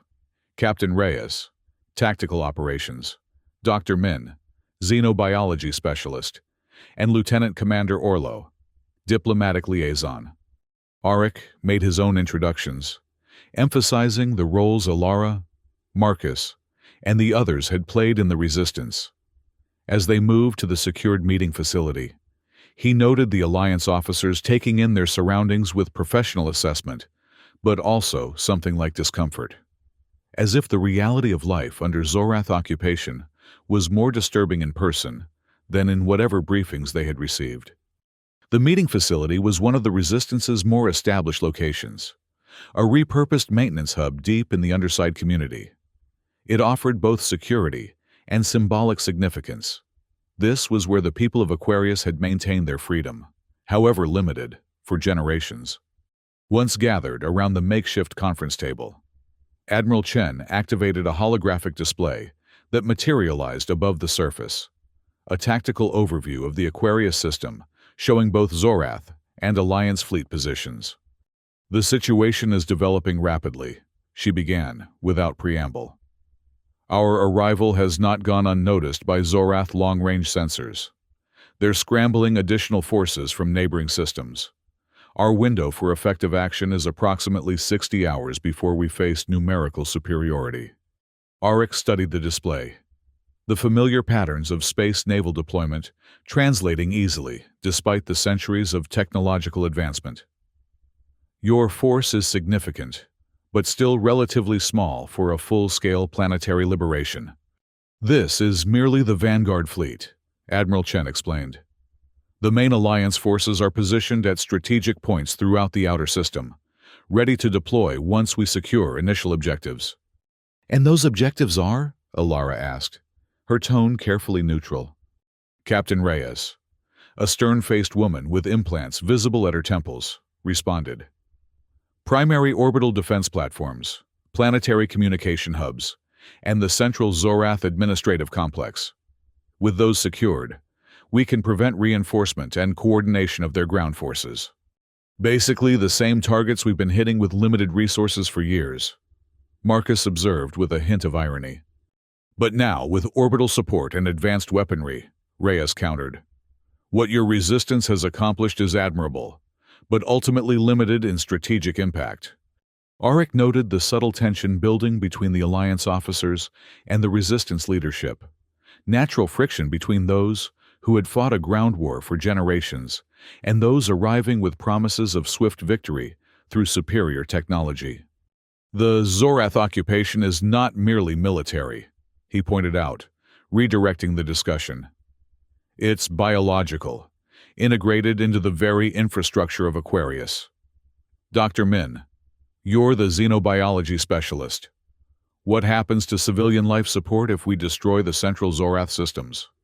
The doctor, older than the other Alliance officers with gray, streaking her dark hair, leaned forward.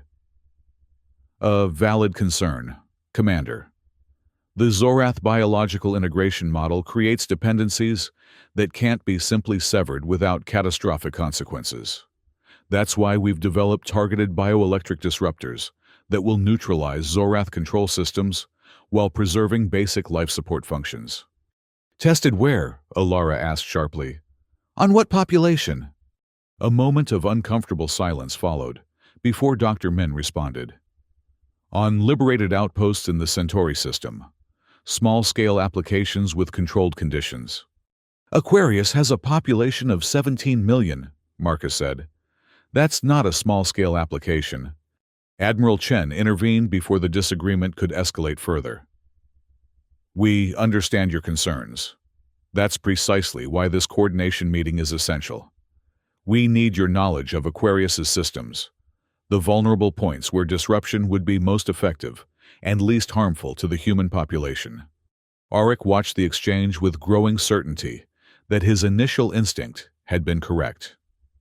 The Alliance, for all its preparation and technological advancement, didn't truly understand the complex reality of Aquarius after 3 centuries of occupation and adaptation.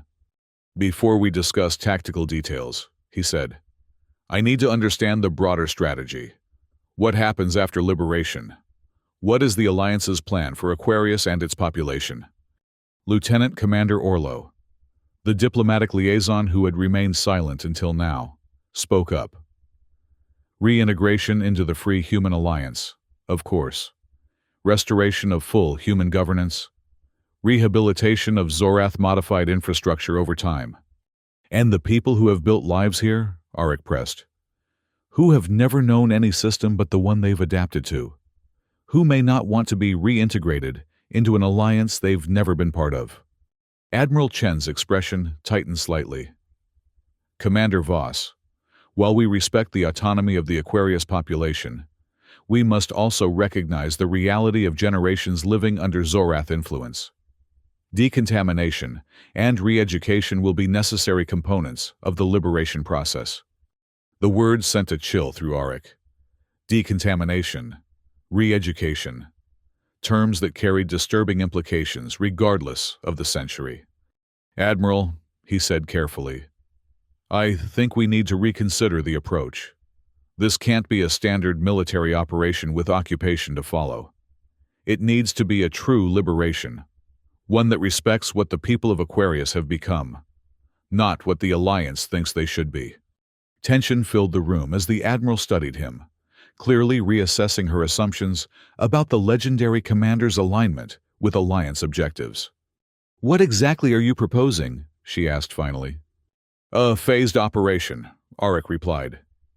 Beginning with targeted support for the existing resistance networks, technological transfer, surgical strikes against key Zorath military assets, evacuation of vulnerable populations from high-risk areas, build momentum from the ground up rather than imposing liberation from orbit.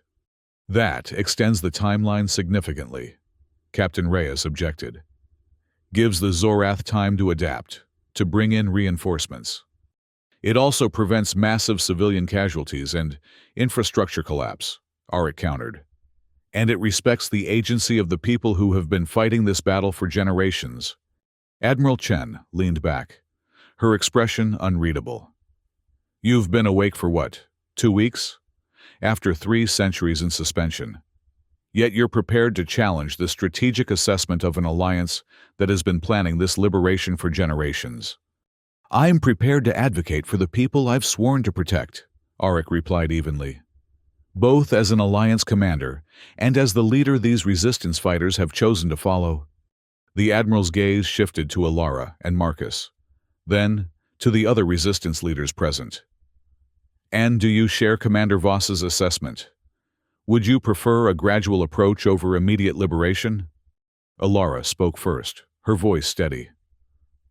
We've fought for freedom our entire lives, Admiral, not for a change of occupiers. If the Alliance truly respects what humanity has endured here, then yes, we need an approach that builds from what we've already established, not one that sweeps it away in the name of reintegration. Admiral Chen absorbed this, a complex series of emotions crossing her features before she mastered them. I see the legend of Commander Voss's persuasive abilities was not exaggerated, she sighed. Very well. We'll adapt our operational plans to incorporate a more collaborative approach, but understand that this commits both of us to a longer campaign, with all the risks that entails. We've been fighting for 300 years. Admiral, Marcus pointed out. We understand commitment to the long campaign better than most. The meeting continued for hours, transitioning from strategic disagreement to tactical planning.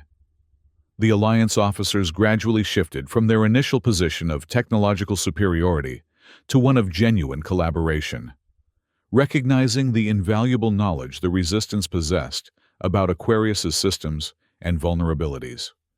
By the time they adjourned, a new operational framework had emerged, one that would begin with targeted Alliance support for Resistance operations already underway, gradually escalating to coordinated strikes against Zorath military assets while carefully preserving civilian infrastructure.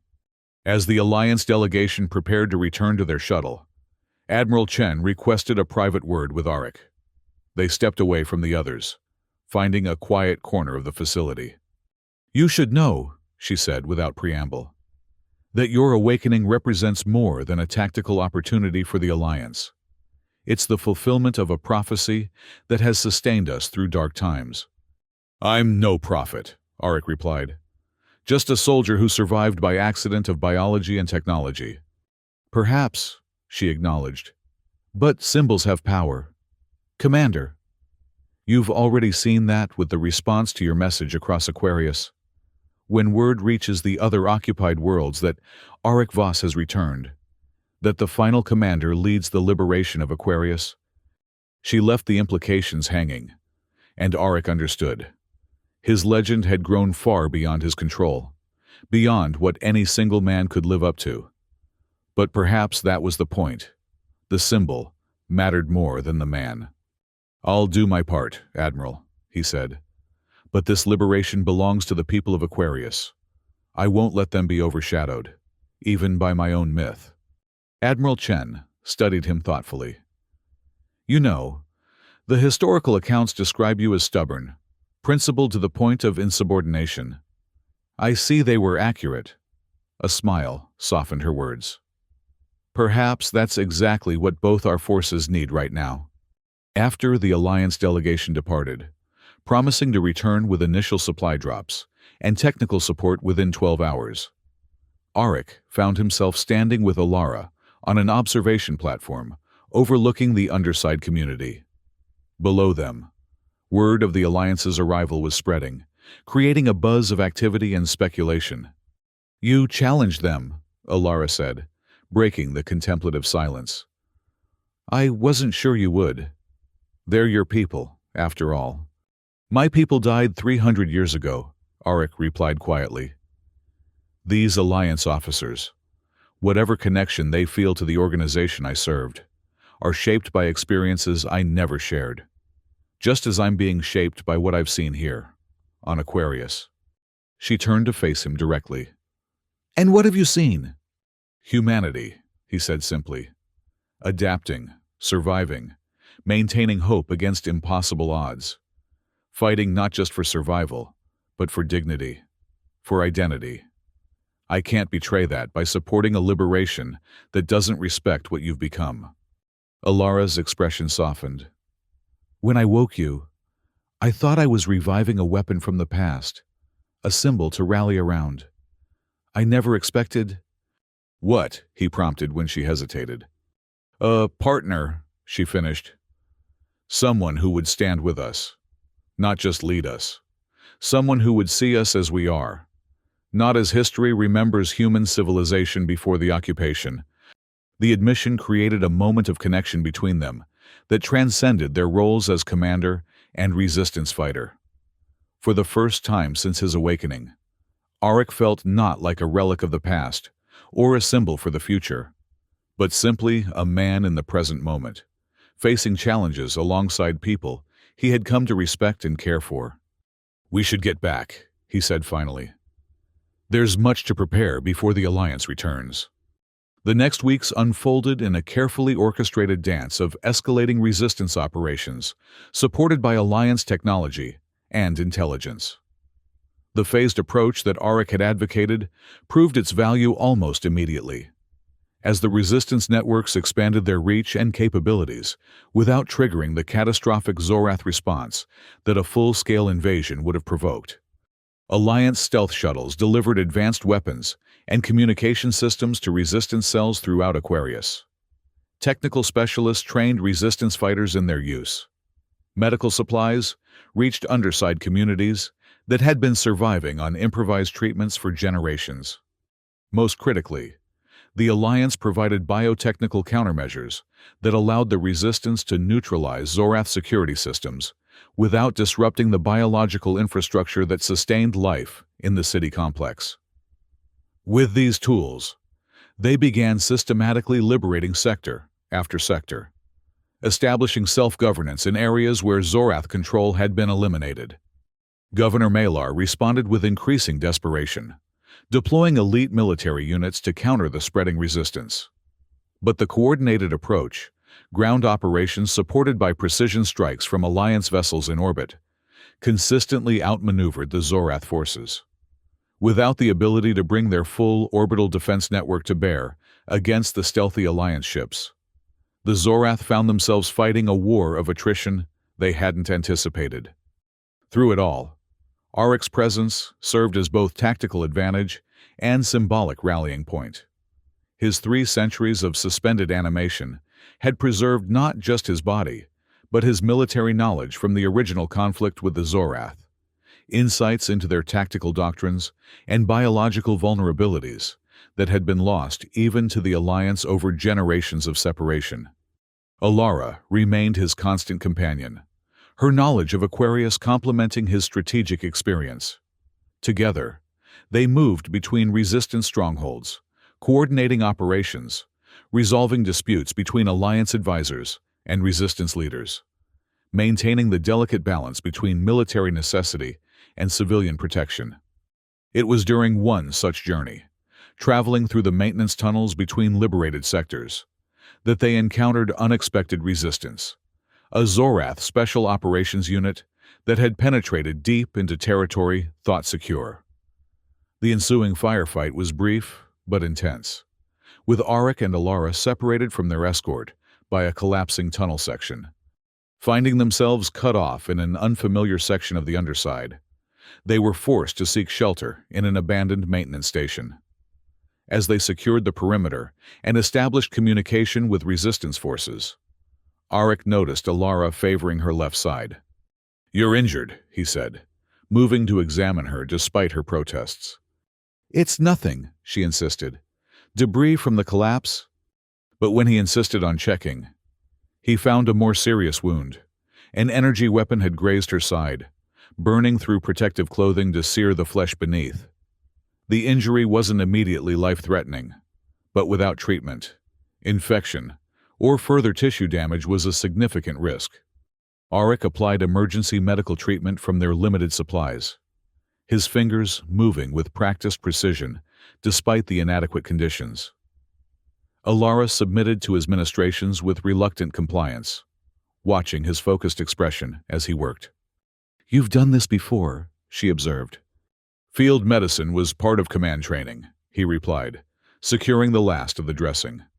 "Though the materials have improved considerably since my day." "And the patients?" she asked. "How many soldiers have you patched up like this?" Auric's hand stilled momentarily as memories surfaced. Battlefield triage. Desperate attempts to keep crew members alive during ship-to-ship combat. The grim calculus of who could be saved and who couldn't. "Too many," he said simply. "Never enough." Alara caught his hand before he could withdraw it, her fingers wrapping around his with surprising strength despite her injury. "You carry them with you, all of them. The ones you saved and the ones you couldn't." It wasn't a question but a statement of understanding. Recognition from someone who had faced similar burdens, who had made similar choices in the Resistance's long struggle. "They're part of me," Auric acknowledged, "just as your fallen comrades are part of you." They remained like that for a moment, connected by shared experience that transcended the centuries between their origins. Then, the communication device activated, breaking the moment with tactical updates and extraction coordinates. By the time they were recovered by a resistance team, several hours later, something had shifted in their relationship. A deepening of trust, of mutual understanding that went beyond commander and lieutenant, beyond symbol and believer. As the liberation campaign entered its third month, the balance of power on Aquarius had shifted dramatically. Nearly 60% of the moon's habitable territory was now under resistance control, with alliance advisors helping to establish interim governance structures that respected local autonomy while providing needed resources and expertise. Governor Malar, increasingly isolated in his remaining stronghold at the center of the main city complex, had grown more erratic in his tactics, alternating between brutal repression and desperate offers of negotiation. Zorath reinforcements had arrived, but the Alliance fleet had expanded correspondingly, maintaining the orbital stalemate that prevented massive planetary bombardment from either side. In the command center established in what had once been a Zorath administrative building, now repurposed as Resistance headquarters, Auric studied the tactical display with Admiral Chen and the senior leadership of both forces. The map of Aquarius showed the steady expansion of liberated territory, but also the concentration of remaining Zorath forces around critical infrastructure. "They're consolidating around the central biological processing hub," Auric observed, indicating the massive structure at the heart of the city complex. "It's both a defensive position and a hostage strategy. They know we can't risk destroying it without compromising life support for millions. Our biotech countermeasures have limitations at that scale," Dr. Min confirmed. "The central hub is too integrated with secondary systems throughout the city. Neutralizing it completely would trigger cascading failures." Marcus pointed to several locations surrounding the hub. "We've infiltrated resistance units here, and here. They report increased Zorath activity, some kind of modification to the biological systems." "Preparation for a last stand," Admiral Chen suggested. "Or something worse," Alara said quietly. "Governor Malar has demonstrated increasing instability. We should consider the possibility that he's preparing a scorched earth scenario, rigging the biological systems to collapse if his position becomes untenable." The implication sent a chill through the command center. Such an action would cause catastrophic failure of life support, environmental controls, and structural integrity throughout the remaining Zorath-controlled sectors, potentially killing millions.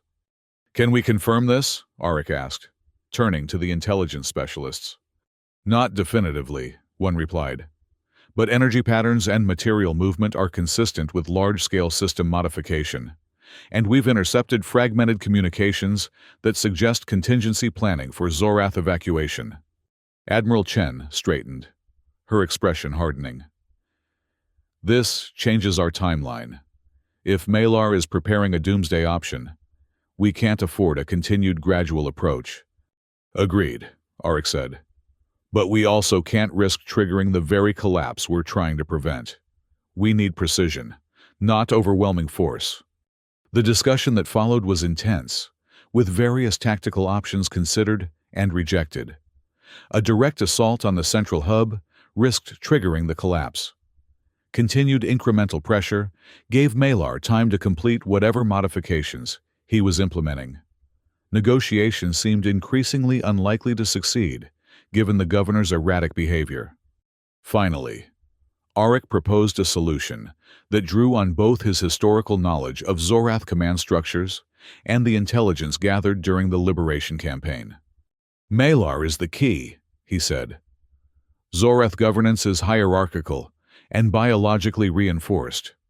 Without the governor's direct neural input, the contingency protocols would require secondary authorization from the collective command structure." "You're suggesting a decapitation strike," Admiral Chen concluded. "A precise one," Auric clarified. "Not to kill Malar, but to capture him, to remove him from the biological command network before he can activate whatever failsafe he's preparing." Dr. Min leaned forward, intrigued. "It could work. Zorath command integration requires constant biometric authentication. Remove the governor from the system, and there would be a mandatory verification period before drastic actions could be implemented." How do we get to him? Marcus asked the practical question. He's in the most heavily defended position on Aquarius. Alara, who had been studying the structural schematics of the central hub, pointed to a particular section. There's a direct access route here, a specialized biological conduit that connects the governor's command center to the primary processing chamber. It would be heavily guarded, but it's designed for emergency access. One small team might penetrate where a larger force couldn't. A suicide mission, Admiral Chen observed neutrally. A calculated risk, Arik corrected, and one I'll lead personally. The statement drew immediate objections, particularly from the Alliance officers who viewed him as an irreplaceable symbolic asset. But Arik was firm in his resolve. This mission required intimate knowledge of both Zorath command psychology and the Resistance's capabilities, a combination that only he possessed. "I'm going with you," Alara said, her tone making it clear this wasn't a request, but a statement of fact. Arik knew better than to argue. Over the months of campaign, they had developed an operational synergy that made them most effective as a team. More than that, they had developed a trust that went beyond military efficiency, a connection he wouldn't sacrifice at this critical juncture. The planning for the operation proceeded with intensive detail. A small strike team was assembled, Arik and Alara, two Alliance Special Operations personnel with advanced biotechnical training, and 3 Resistance fighters who had previously worked in the central hub and knew its internal structure. They would be supported by simultaneous diversionary attacks at multiple points around the hub's perimeter, drawing Zorath security forces away from the biological access conduit. The night before the operation, as final preparations were being made, Arik found himself standing on a balcony overlooking the liberated sectors of the city complex. The contrast was striking. Areas under Resistance control had begun removing the more oppressive aspects of Zorath architecture, restoring human aesthetic elements while maintaining the functional biological systems that supported life. He heard Alara's approach before he saw her, recognizing the rhythm of her footsteps. She joined him at the railing, following his gaze across the transformed landscape. "Having second thoughts?" she asked. "Tactical assessments," he corrected. "Always reviewing the variables, the contingencies." "The commander who never sleeps," she said with a small smile. "Even after sleeping for 3 centuries." He returned the smile, appreciating her ability to find humor even on the eve of their most dangerous mission. "What about you? Any reservations?" Alara considered the question seriously before responding. "Not about tomorrow. About what comes after. If we succeed, if we complete the liberation, what then? The Alliance has been clear about their expectation of reintegration." "And you're concerned about losing Aquarius's identity," Arik concluded. "The culture you've developed under occupation?" "Not just that," she said. "I'm concerned about losing what we've built during the liberation itself. This collaboration between Resistance and Alliance forces hasn't been perfect, but it's created something unique, a model for how humans might govern themselves that draws on both our traditions and our adaptations." Arik understood her concern. He had witnessed the tension between Alliance protocols and Resistance practices throughout the campaign, the former emphasizing hierarchical efficiency, the latter valuing adaptability and local autonomy. Yet the hybrid approach they had developed had proven remarkably effective, combining the best elements of both traditions. "Whatever happens after liberation," he said, "Aquarius won't simply return to what it was before the occupation, nor will it be subsumed into the Alliance without transformation. Too much has changed, on both sides." "And what about you?" Alara asked, turning to face him directly. "Where does Commander Arik Voss belong when this is over? With the Alliance that preserved your legend, or with the Resistance that gave you purpose when you awakened?" It was a question Arik had been asking himself with increasing frequency as the liberation progressed. The Alliance officers treated him with a reverence that felt unearned, respect for a symbol, rather than a man. Among the resistance fighters, he had found something different. Acceptance based on actions in the present, not legends from the past. "I belong where I can do the most good," he said finally. "Where I can help build something worth fighting for. Not just against." "That's not really an answer," Alara observed. "No," he agreed. "But it's the truth as I understand it now." She accepted this with a nod, knowing him well enough to recognize when he had reached the limits of what he could articulate. They stood together, in companionable silence, watching as the artificial night cycle deepened over the liberated city. Tomorrow would bring either breakthrough or disaster. Tonight, there was this moment of calm before the storm, a space between breaths where past and future suspended their claims, leaving only the present. The operation began before the artificial dawn cycle, when Zorath biological rhythms were at their lowest ebb. Diversionary attacks launched simultaneously at 6 different points around the central hub's perimeter, each appearing to be a major assault requiring significant security response. Resistance cells that had infiltrated the hub's support staff initiated controlled system disruptions, creating additional confusion and resource allocation challenges for the defenders. Auric's strike team approached the biological access conduit through maintenance tunnels that had been mapped by resistance operatives over months of preparation. They moved with practiced stealth, using biotechnical countermeasures to mask their presence from Zorath security sensors. The conduit itself was unlike anything Auric had encountered before, a massive tube of living tissue that pulsed with bioluminescent energy, designed to transport both materials and information between the governor's command center and the primary processing chamber. Specialized Zorath maintenance casts normally traveled through it, their biology adapted to interface directly with the organic technology. For humans, it presented significant challenges. The Alliance Special Operations personnel deployed the biotechnical equipment they had brought, devices that would create a temporary bubble of compatibility, allowing the strike team to traverse the conduit without triggering its defensive mechanisms. "We'll have approximately 12 minutes before the system recognizes the intrusion," one of the specialists explained, as they prepared the equipment. "After that, automatic purge protocols will activate. Then we move quickly," Auric replied, checking his weapons one final time. The specialized disruptor he carried had been designed specifically to incapacitate Zorath nervous systems without causing permanent damage, essential for capturing Malar alive. Alara, similarly equipped, moved to his side. "Ready?" He nodded, meeting her gaze with the focused intensity that preceded combat operations. No words were needed between them at this point. They had developed the shorthand of soldiers who had faced death together multiple times. The entry into the conduit was disorienting, a sensation of being simultaneously pushed and pulled through a living membrane into an environment that felt profoundly alien. Inside, the walls pulsed with peristaltic movements, carrying the strike team forward at an increasing pace. Bioluminescent patterns flowed around them, a communication system they couldn't decipher, but which clearly registered their presence. "Systemic awareness increasing," one of the Alliance specialists reported, monitoring a device that interpreted the biological signals.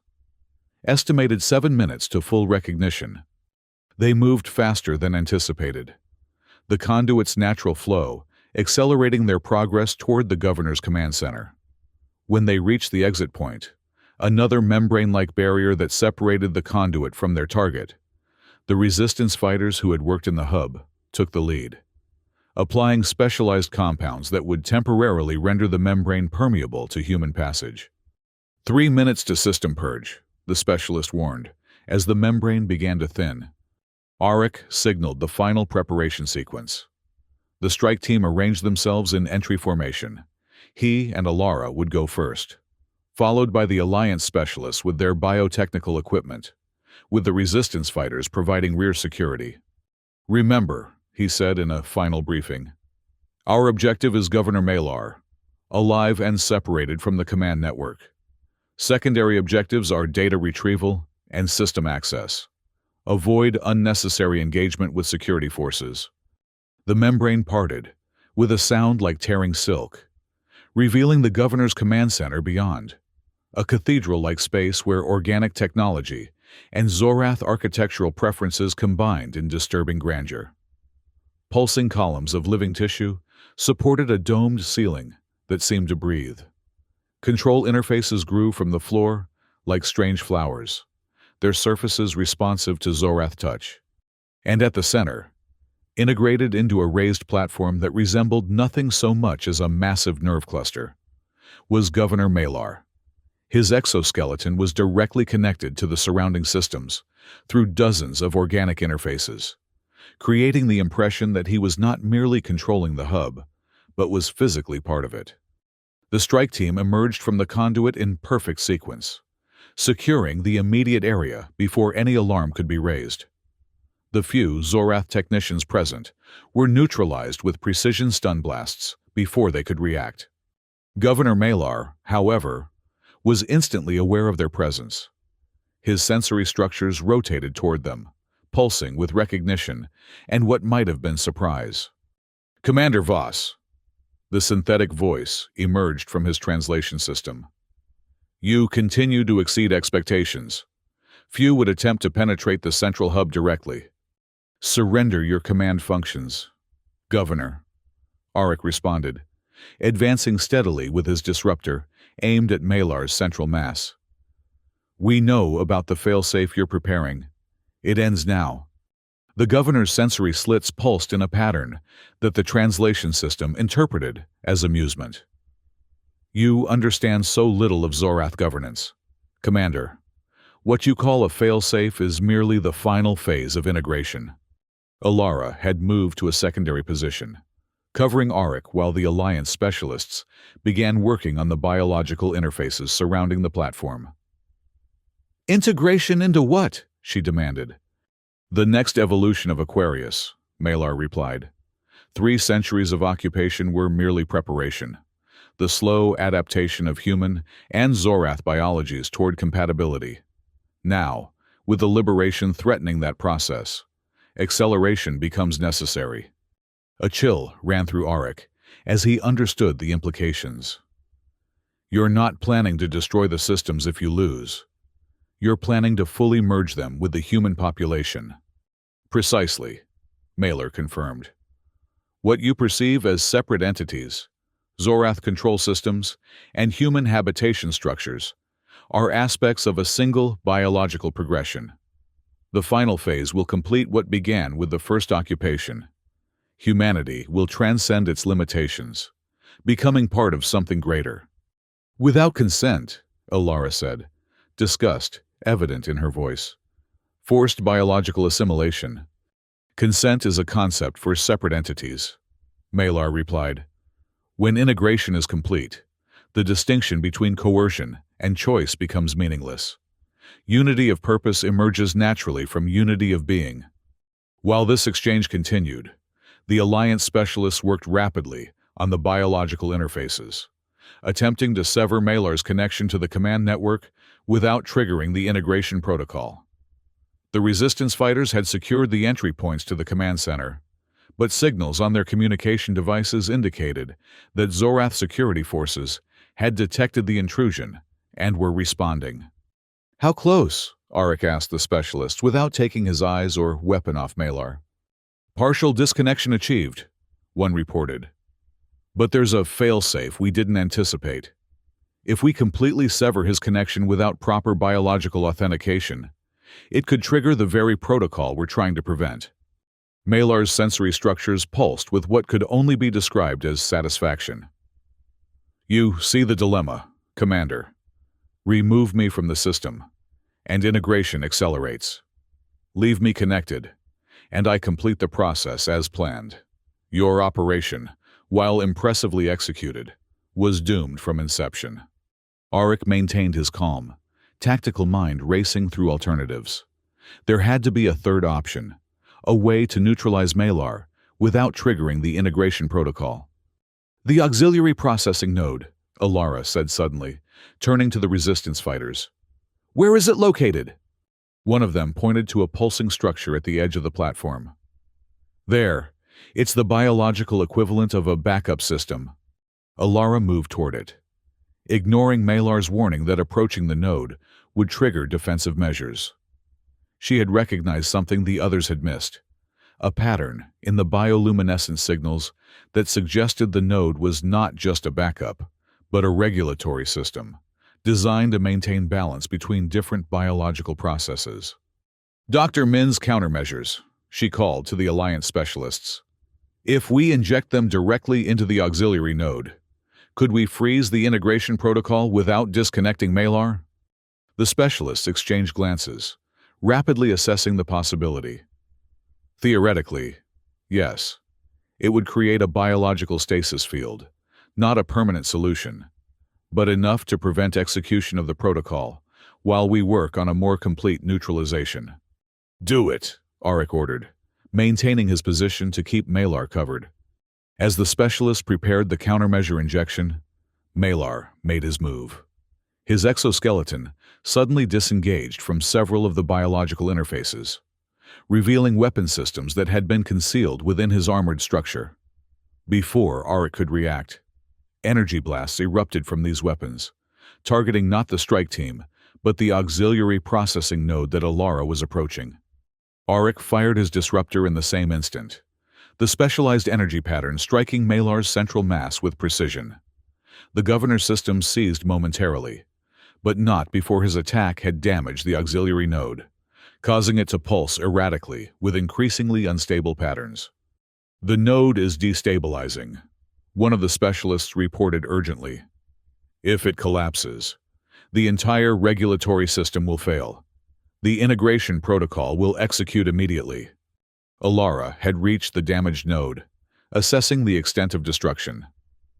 "We can still inject the countermeasures, but someone will need to maintain direct contact to regulate the flow. The automated systems are too damaged." The implication was clear. Whoever maintained that contact would be exposed to potentially lethal levels of the Zorath biological compounds that comprise the node. "How long until security forces breach the command center?" Arik asked the resistance fighters. 3 minutes, maybe less," came the reply.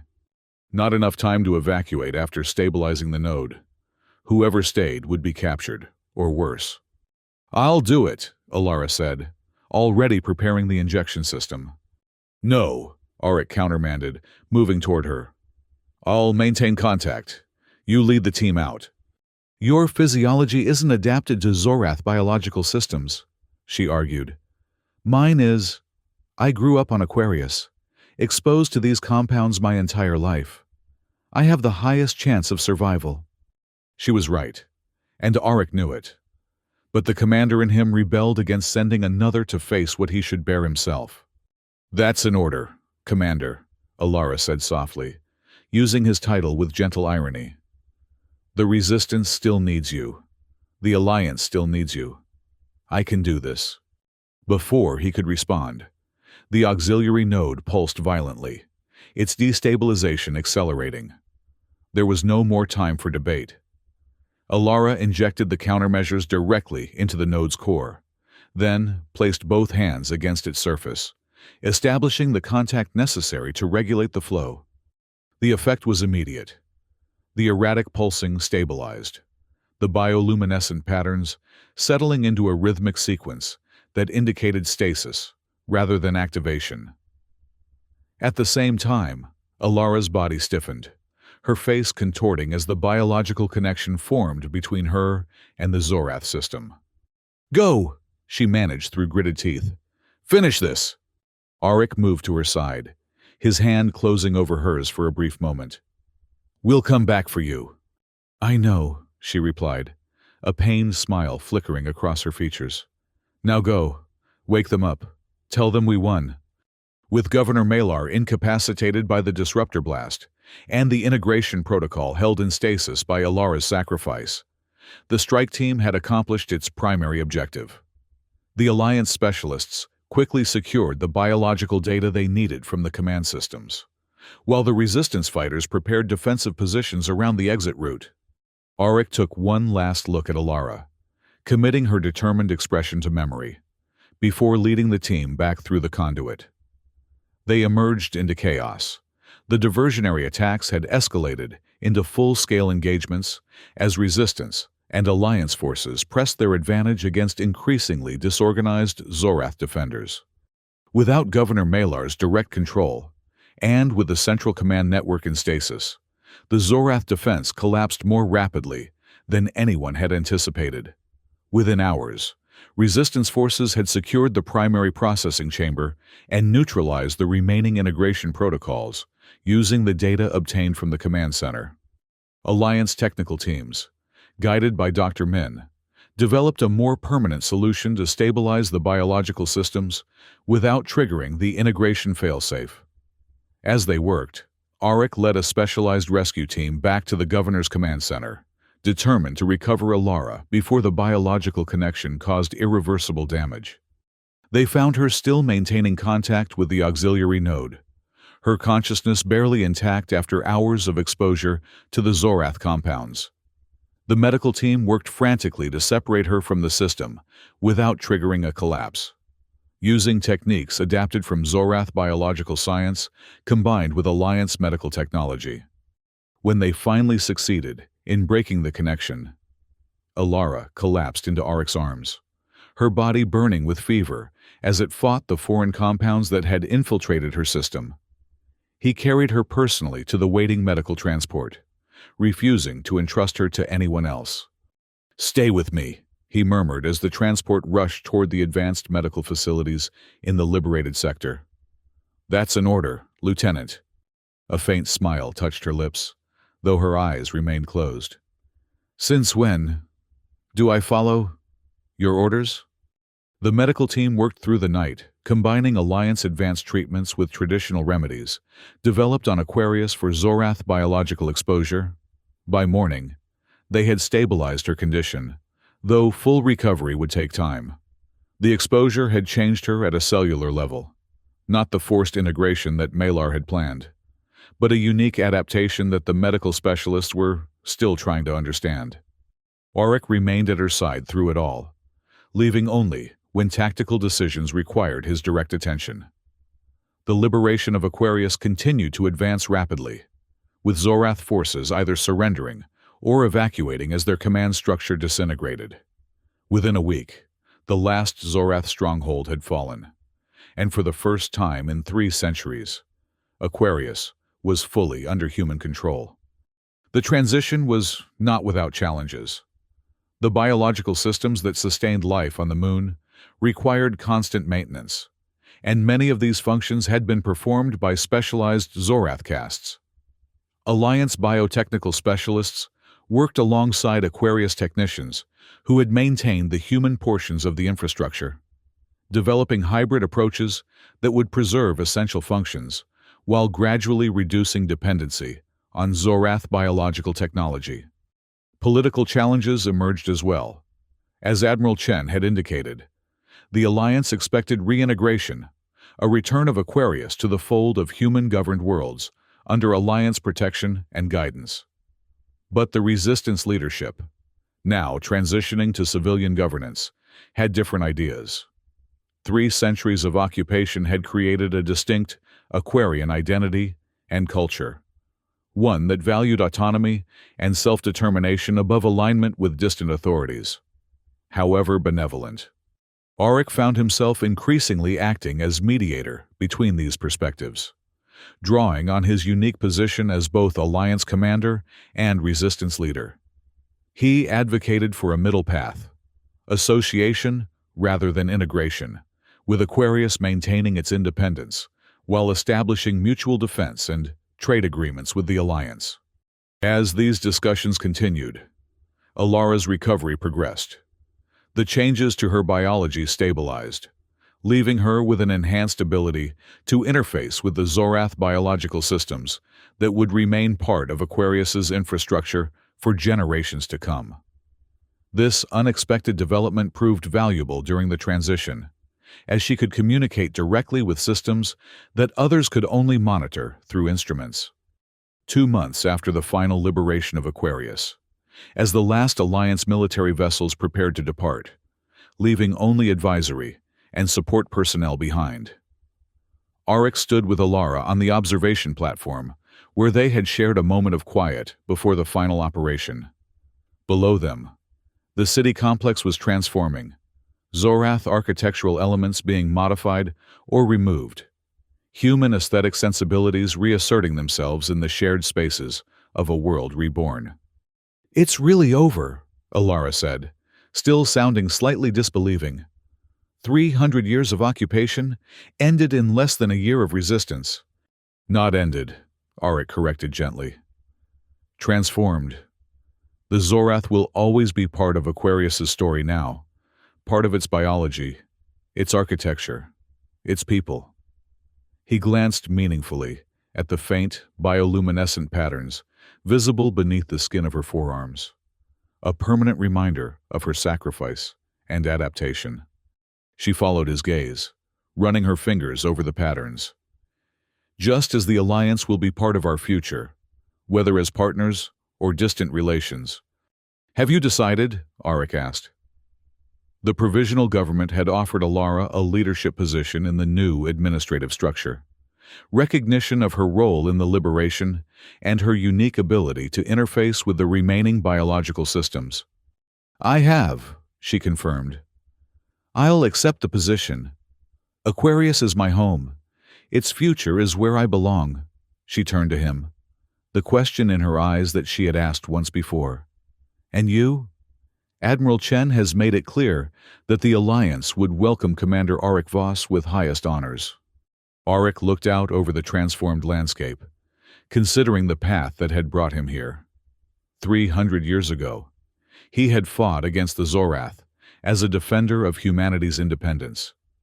He had lost that battle, but, through a quirk of biology and technology, had been granted a second chance in a future he could never have imagined.